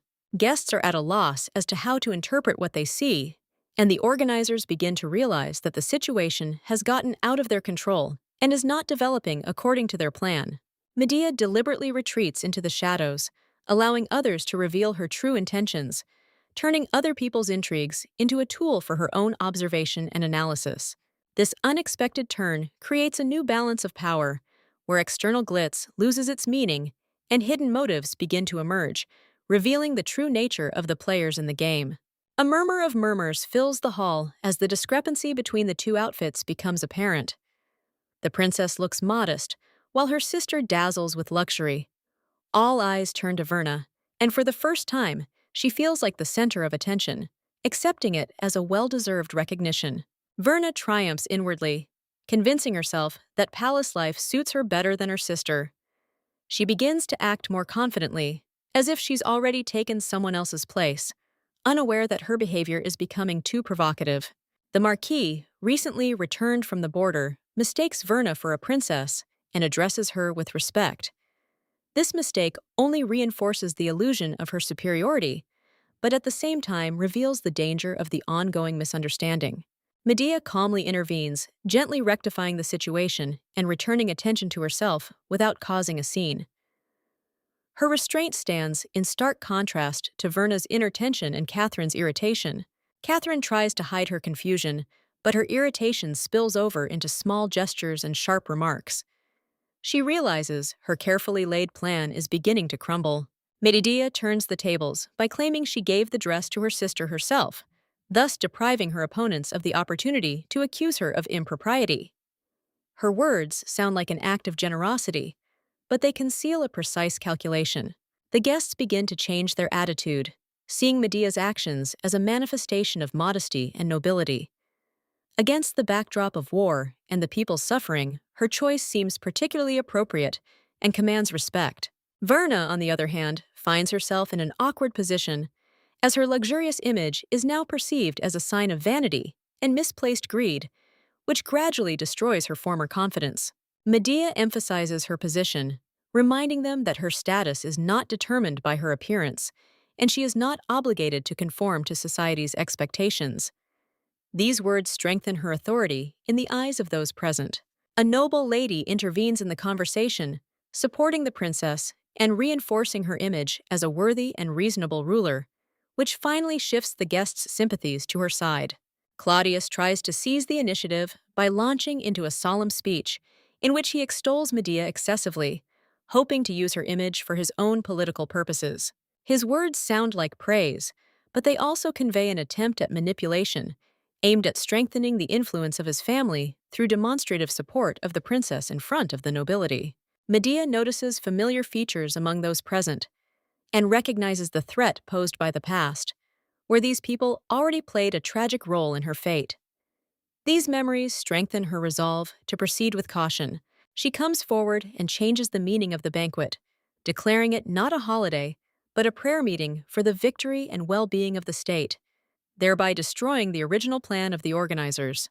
Her words resonate with the guests, as the theme of war and the fate of the country touches everyone, and the atmosphere of idleness gives way to seriousness and reverence. At this moment, an unusual phenomenon occurs, perceived as a heavenly sign. People begin to see it as confirmation of the princess's words and a sign of blessing from above. Claudius is at a loss, realizing that what is happening is beyond his control, and the situation finally passes into the hands of Medea, who confidently directs the course of events.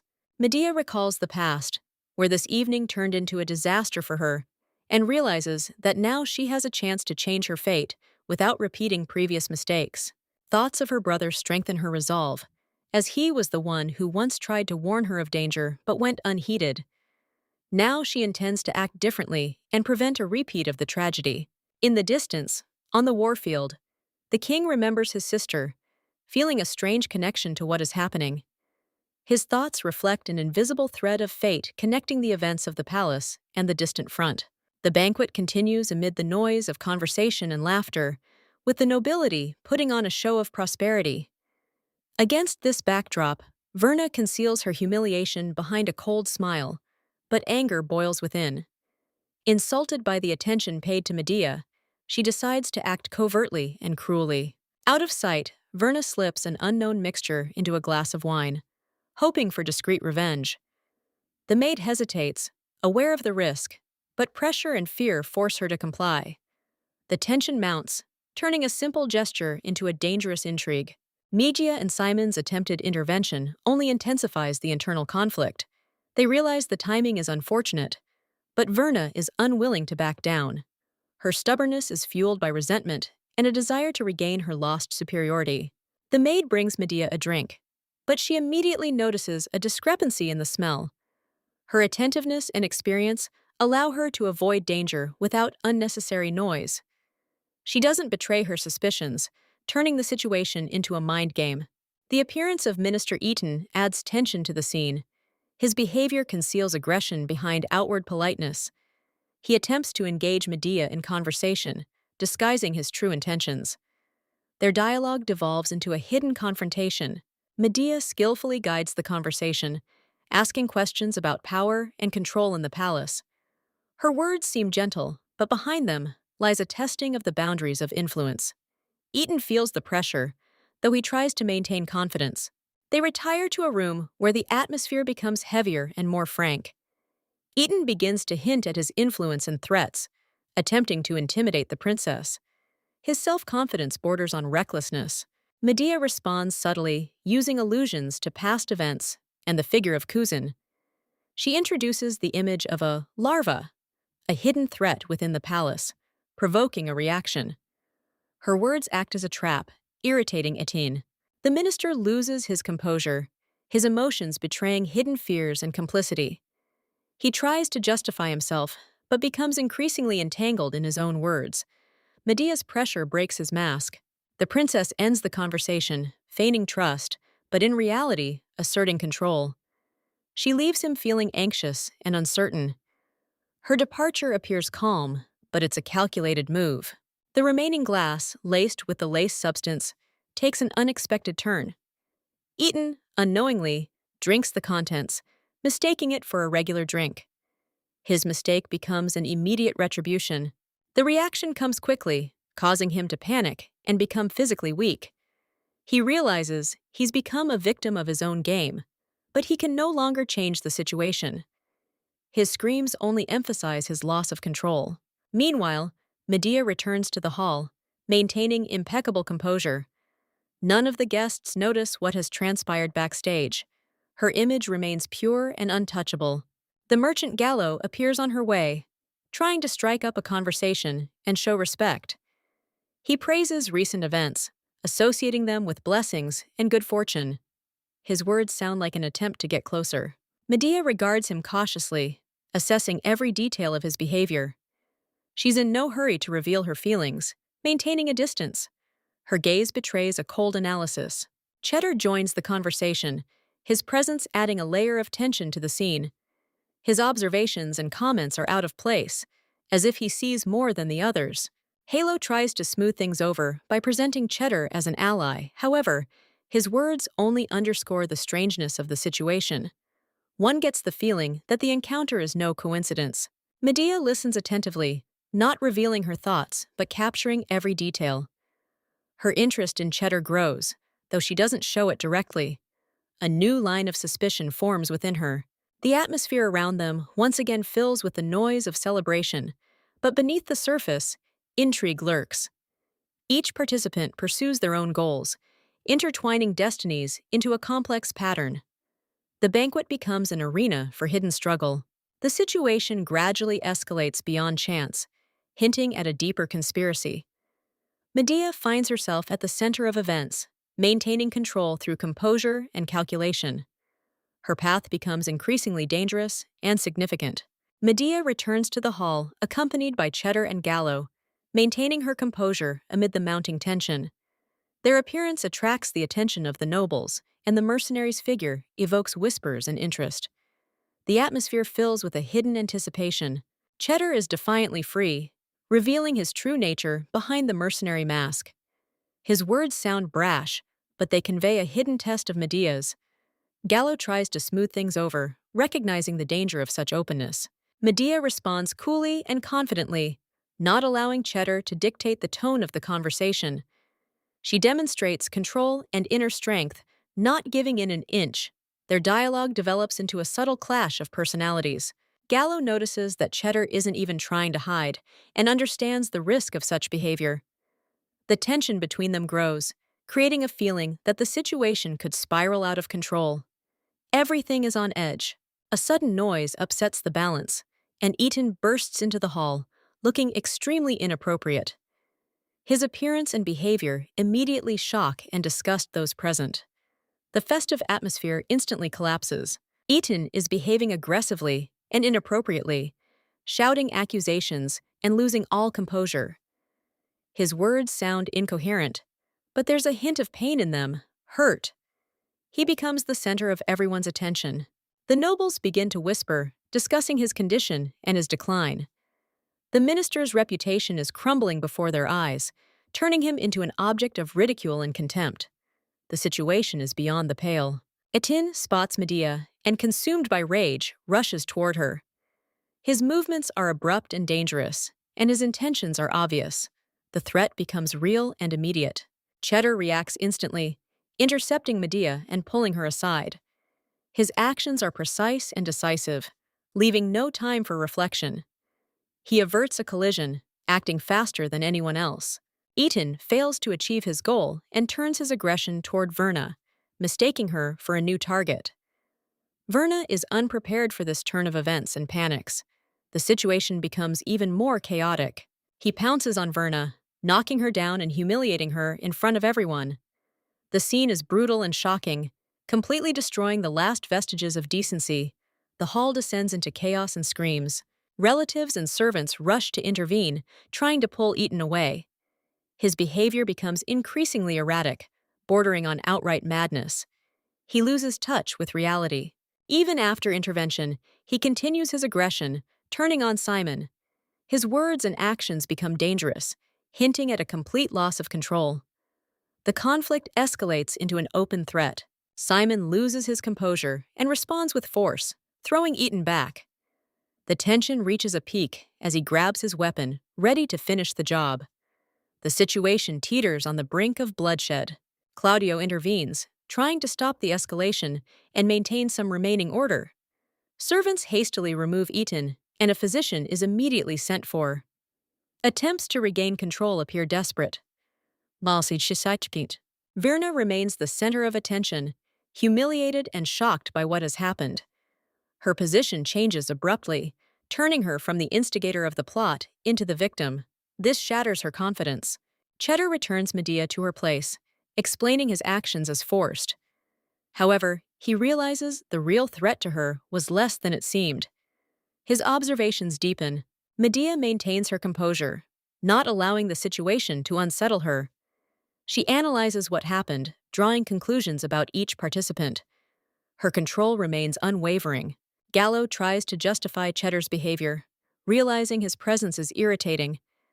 His words are cautious, but unconvincing. The tension between the two remains. Medea coldly points out the inadmissibility of such interference, hinting at the limits of what is permissible.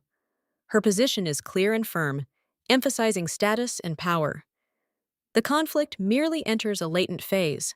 The banquet ends in failure, and the Duke's carefully planned celebration turns into a disgrace, instantly becoming the main topic of conversation among the nobility. With Eaton and Claudio's family at the center of the discussions, Verna rushes about in despair, unable to bear the humiliation. because her reputation is destroyed before the eyes of society, and the fear of being left without a profitable marriage pushes her to hysteria and blind hatred.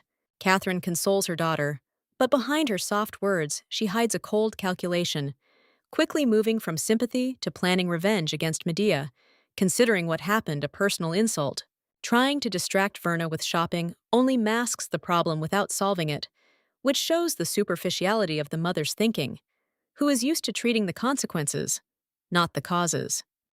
A conversation behind the door reveals the true scale of the conflict, with Eaton accusing the Duke of assassination through poison, turning a family intrigue into a political crisis. The accusations are based on evidence, which makes Claudio's position precarious, because now the case goes beyond rumors and becomes a question of evidence and power. Etin demands compensation by resorting to pressure through marriage, and his logic is cynical but consistent, as he seeks to consolidate control through union. Claudio's reaction shows the weakness of his position, as he does not offer an alternative, only denying the accusations, which looks unconvincing in light of the facts. Verna, upon hearing the decision about marriage, falls into horror, realizing that she has become a bargaining chip, and her previous ambitions collapse under the pressure of reality. Catherine quickly changes her strategy, realizing that the bet is lost, and decides to eliminate the evidence, acting harshly and without hesitation to save her family. The maid becomes the victim to whom the blame is shifted, and her fate reveals the cruel logic of palace intrigue, where the weak always pay first. The murder is framed as a suicide, creating a convenient version of events, and this scheme demonstrates Catherine's experience in manipulating the truth. Verna is sent to a convent, effectively removing her from the political scene, which deprives her of influence and turns her into a tool that is no longer needed. The overnight dispatch of the body and documents appears to be hasty, indicating fear of exposure and an urgent attempt to cover up the tracks. Medea receives information and quickly analyzes the situation, linking her uncle's actions to a deeper game of power and ancient artifacts. She acts cautiously, helping the family of the deceased quietly, which strengthens her position and creates hidden support among her subjects. The revelation of the connection with the Red Fox shows that Medea is playing at the level of intelligence, not just palace intrigue, and her actions go beyond ordinary politics. Information about the embedded spy confirms her foresight, because she not only anticipates the steps of enemies, but also infiltrates their structures in advance. Eden's arrest becomes the climax, where all his crimes come to light at once, and the power he relied on turns against him. The final scene with the letter emphasizes the inevitability of retribution, where the word about karma sounds not like an emotion, but as the result of a chain of mistakes and crimes. Etene's arrest reaches Claudius like lightning, shattering his confidence and plans. The revelation of the child abductions and his guild connections threatens not only the alliance, but the very position of his house, forcing him to urgently seek a way out. Claudius is furious as he realizes the scale of the failure. His trusted ally has been careless. The trail is uncovered, the crimes are coming to light, and now any mistake could result in accusations of treason and the complete destruction of his family. Etene's complete isolation heightens anxiety. Reaching him is impossible, meaning it's impossible to control the situation. The pressure mounts, and the fear of exposure becomes almost tangible. A conversation with his son leads him to the idea of a hidden trump card, some secret, in Eaton's mansion. The certainty of his inaccessibility temporarily calms him, but the need to act remains critical. Cayman suggests using Medea as a tool of pressure. This idea becomes a last resort. Through her, he can gain access to power and influence the fate of his arrested ally. Claudio hastily appears before Medea, concealing his despair behind a pretense of concern. He attempts to portray Eaton as the victim of slander, appealing to the princess's duty and mercy. The princess greets him calmly but coldly. Behind the politeness lies a new stance. She no longer intends to act for free and understands the price of her power. Claudio proposes using the royal seal to save his loyal subject, hoping to capitalize on the princess's previous naivety. But the situation has changed, and the old methods no longer work. Medea formulates a new rule. Any help must come with a price. Her tone remains gentle, but her terms are harsh and uncompromising. The demand for a huge amount of gold becomes a test. The amount seems absurd, but under the current circumstances, refusal could cost much more. Claudio realizes he's backed into a corner. His indignation gives way to calculation, and he agrees to hand over the terms, lacking any other leverage. After his departure, Medea's true plan is revealed. She doesn't intend to save Eton, but rather to destroy the trust between the allies, turning them into potential enemies. The princess's logic is cold. The more noticeable Claudio becomes, the more suspicious he will appear in Eton's eyes. Their union will begin to crumble from within. Medea is counting on human weakness, fear, and mistrust. Even without direct intervention, the alliance will fall apart under the weight of suspicion.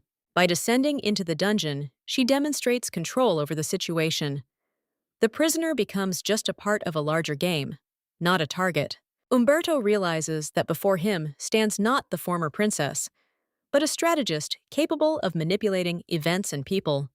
His fear mingles with reluctant respect. Medea hands him the contract, allowing him to leave.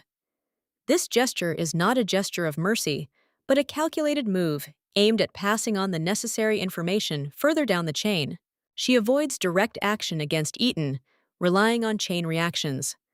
Her strategy is to force enemies to destroy each other without overt intervention. Meanwhile, Eton is losing control in prison. Isolation and fear are turning him into a pitiful figure, stripped of his former influence and power. An attempt to bribe the guards for the letter becomes his last hope. But even this only underscores his downfall and the inevitability of impending retribution. Etienne's letter reaches Medea, and she calmly assesses his situation. She understands that his wealth no longer matters, because in isolation, he is deprived of the opportunity to use his resources and is doomed. A rescued girl appears nearby, seeing a merchant's guild receipt for the first time. Her naive surprise contrasts with Medea's cold realization. Before them lies money obtained through countless crimes. Medea explains the value of the checkbook, but her thoughts are already elsewhere. For her, these funds are not wealth, but a tool for retribution and the restoration of justice. She decides to return the money to the Count, but not out of mercy. It becomes part of her strategy to make him pay for his crimes and bring the matter to its logical conclusion. Meanwhile, Claudio and Catherine come to Medea with gold, hoping to buy her pardon. Their behavior betrays their tension. They realize they are in a dependent position. They show a partial payment, promising the rest later, and demand fulfillment of the contract. There's impatience in their voices. As time is working against them, Medea suddenly pretends not to understand what pardon they're talking about. This shatters their confidence and ruins their pre-planned scenario. The queen's arrival completely changes the balance of power. She demands an explanation and immediately senses that something illegal is happening. Catherine tries to wriggle out of it by shifting the blame onto Medea, but her words ring hollow.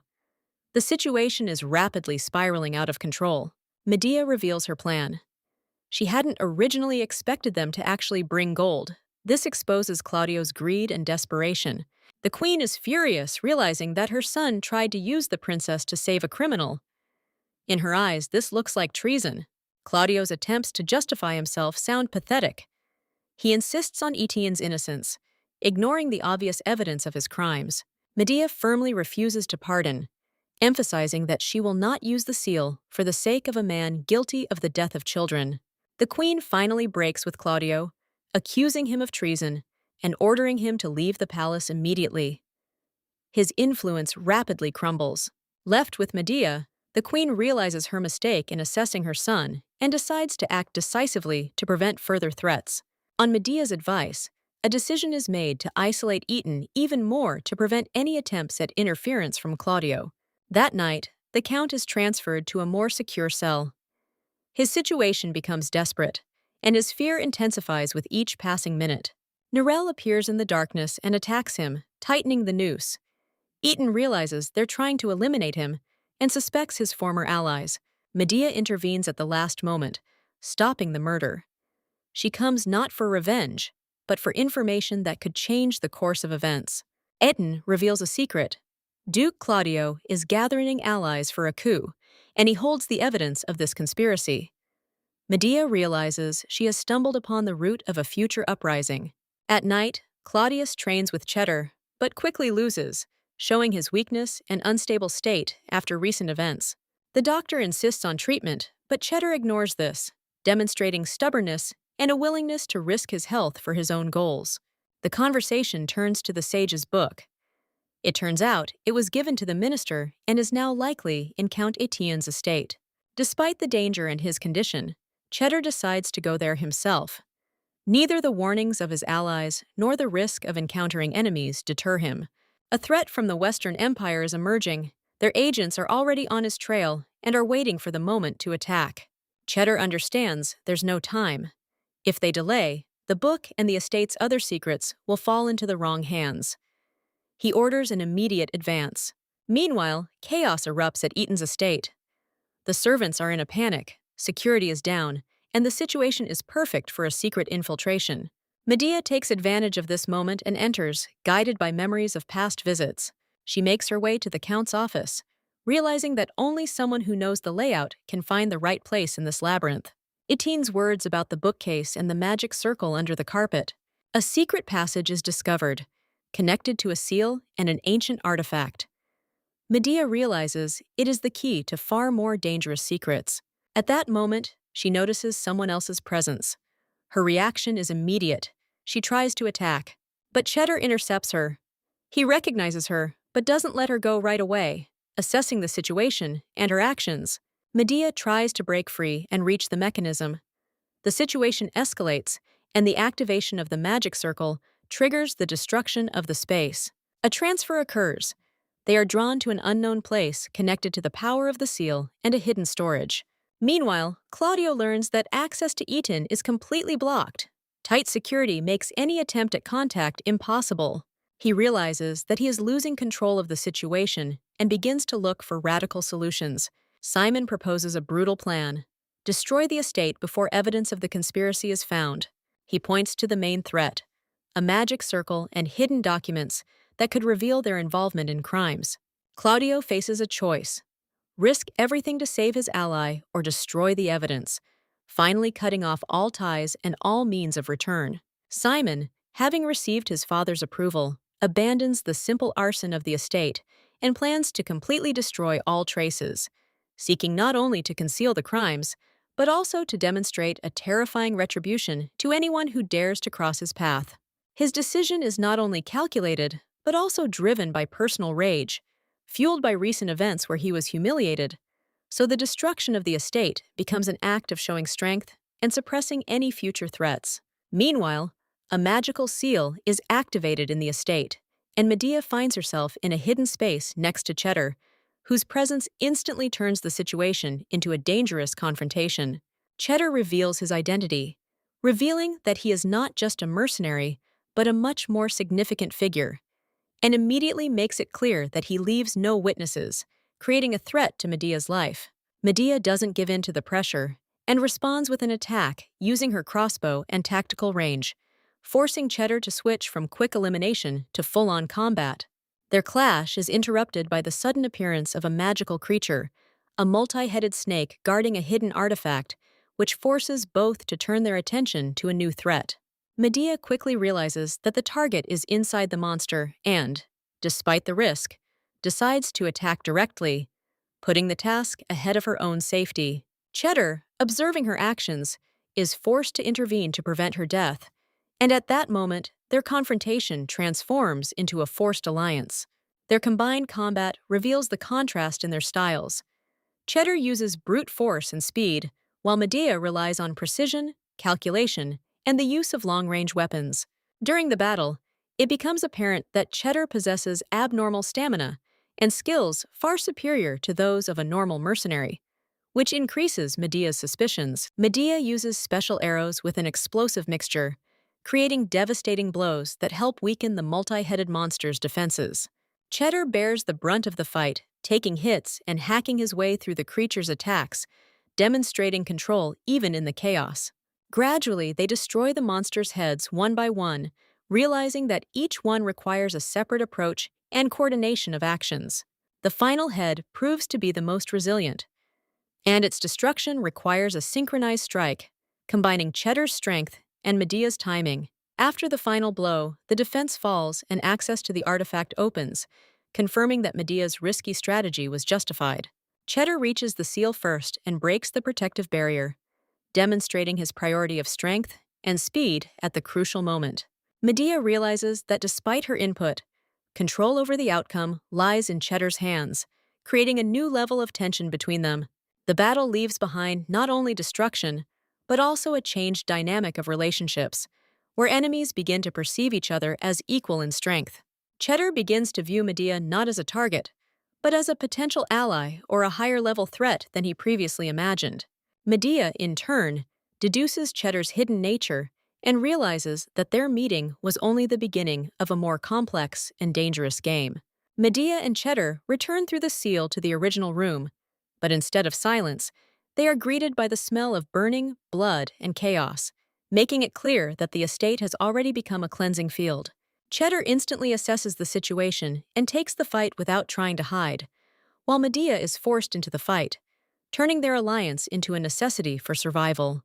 They fight in a coordinated manner, breaking through the attackers, and Medea realizes that this is not a random attack, but a deliberate destruction of all traces, including the Count's people. Simon is behind this, having chosen the brutal path of cleansing after the failure at the banquet, acting without regard for the consequences. During their escape, Cheddar notices they are being followed and abruptly changes route, leading them to a hideout, demonstrating experience and the ability to sense a threat in advance. Medea notices that her pursuers are using special techniques and symbols associated with secret schools, which makes what is happening much more dangerous than a simple reprisal. Cheddar emerges from cover, drawing the enemy towards him, and engages in a fast-paced fight, dispatching attackers with cold efficiency. However, in the midst of the fight, the poison takes effect. His body begins to harden, his movements slow down, and for the first time, he finds himself vulnerable. The opponents notice the weakness and go on the attack, trying to finish him off, counting on an easy victory. Medea intervenes at the last moment, firing a precise crossbow shot that disrupts the attack, then hides them in smoke and pulls Cheddar out of the encirclement. They take refuge behind a secret passage where the tension eases, but it becomes clear that Cheddar is in critical condition. The girl tries to keep him conscious, supporting and bandaging his wounds, for the first time acting not only out of calculation, but also from an internal choice. Cheddar, despite his weakness, tries to pull away and suggests that she leave, considering himself a burden. But his words sound more like an attempt to maintain control.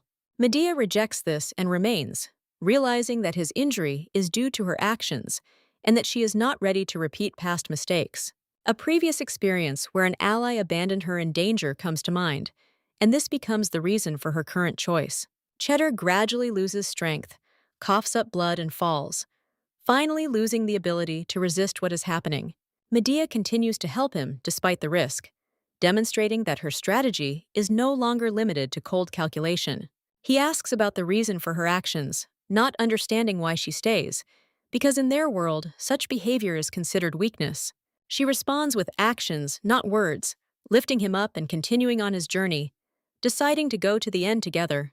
At this moment, a new level of trust is formed between them, where the alliance ceases to be temporary and begins to change the rules of the game. Medea hides Cheddar in an abandoned house, covering up the blood, knowing that time is running out as pursuers are already combing the area.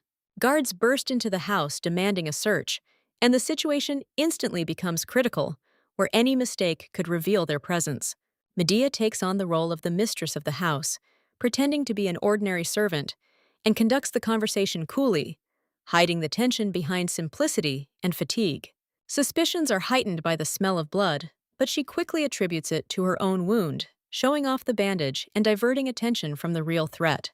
The guards, finding no evidence, leave, and the tension subsides, leaving behind a feeling of a narrowly avoided catastrophe. Cheddar comes out of hiding, acknowledging her help, and openly expressing his debt for the first time, breaking his usual image as a cold loner. He treats her wound with a rare potion, relieving the pain, and thus shows that his gratitude is not empty words. Despite his weakness, he decides to leave, not wanting to remain vulnerable, and disappears, leaving Medea alone with the consequences of what happened. Returning to the palace, Medea receives help from Narelle. But her thoughts are no longer occupied with her wounds, but with what she saw and learned. She analyzes the attacker's technology and realizes that forces connected to the Empire are behind them, meaning the conspiracy extends far beyond the palace. Documents found in the estate confirm the involvement of her uncle and other aristocrats, turning suspicions into a proven threat. Medea realizes that she now has leverage to strike, but she understands that she must act carefully, otherwise everything could collapse prematurely. She connects what is happening with the war and comes to the conclusion that the outcome depends on the return of an ally, without whom the plan cannot be completed. Meanwhile, in prison, Count Atayin faces betrayal when people from his own allies come to him. They strangle him, eliminating him as a dangerous witness, and his death becomes the final point in a chain of intrigues. In the morning, news of his death spreads throughout the city, causing fear, rumors, and distrust of the official version. The aristocrats are beginning to realize that there is a purge behind this, and everyone is thinking about their own safety. Tensions are rising in society, and Claudio's power is beginning to crack, undermined by fear and suspicion.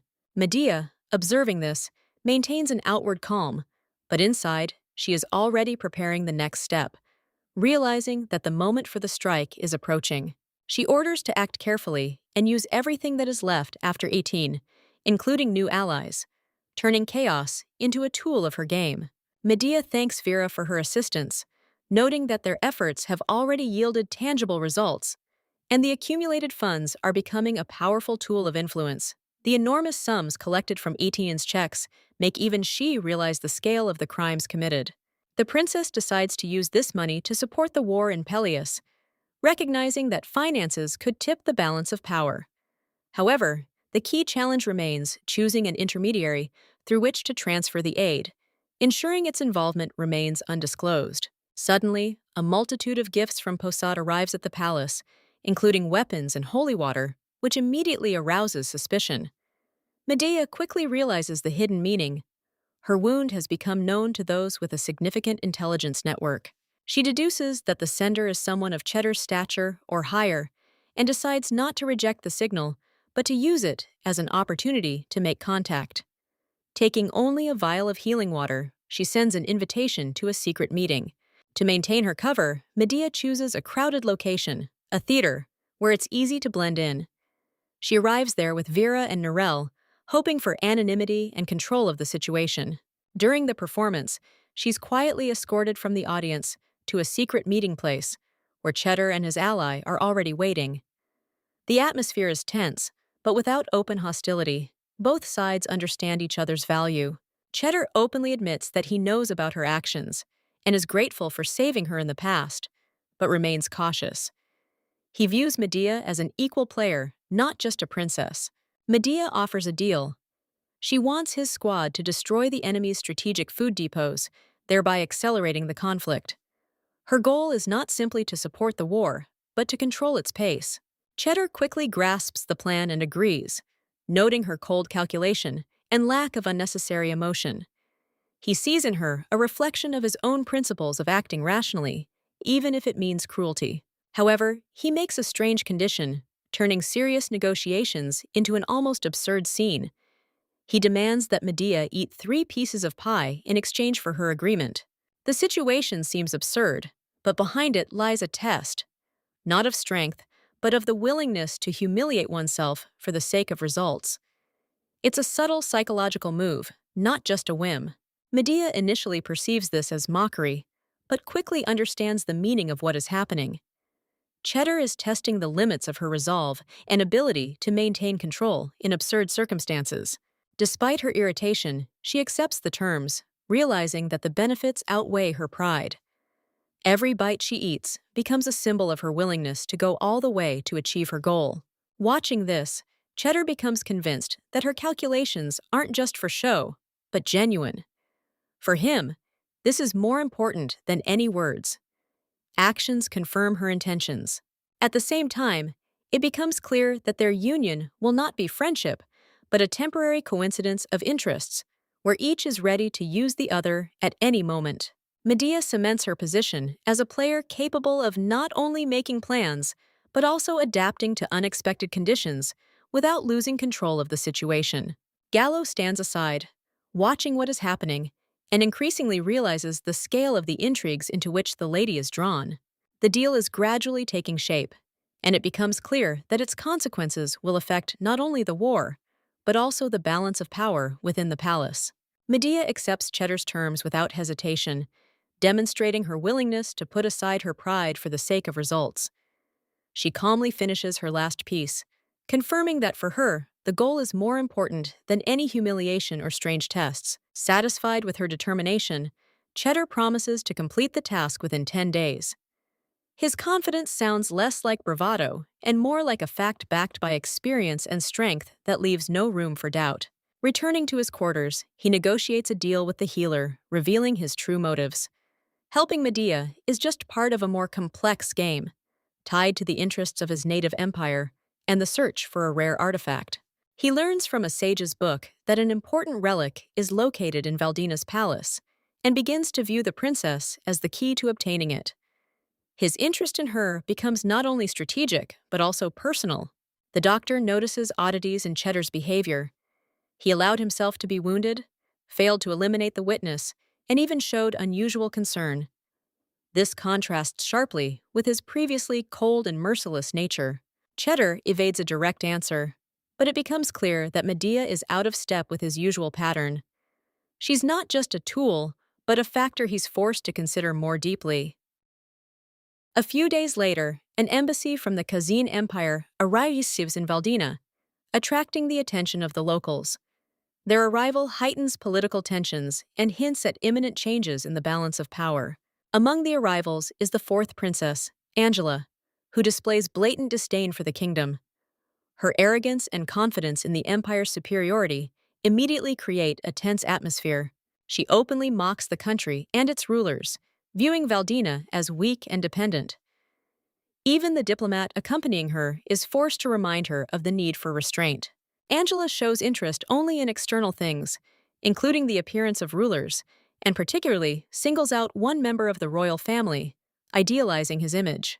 During a visit to the circus, her boredom quickly turns to capriciousness when she spots a tiger cub performing with a girl. The desire to possess him arises instantly and without restraint. She demands the sale of the animal, taking no for an answer, and takes the girl's words as a personal insult. For her, other people's feelings and affections have no value. When the girl refuses, calling the tiger cub her family, Angela resorts to threats, demonstrating cruelty and a willingness to use force to satisfy a whim. The situation quickly escalates, and intervention becomes inevitable. The crowd watches, but no one dares confront the representative of the empire. At this point, Medea steps forward, interrupting the proceedings. Her intervention is not emotional, but principled. She's protecting not only the girl, but also order. She directly states that this isn't a thing, but a living being, thereby undermining Angela's logic.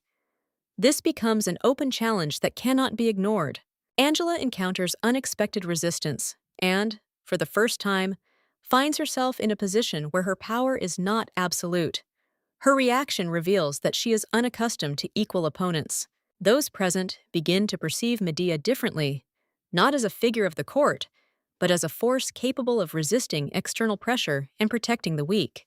For those around, this clash becomes symbolic. Internal intrigues reach a new level, complemented by an international conflict.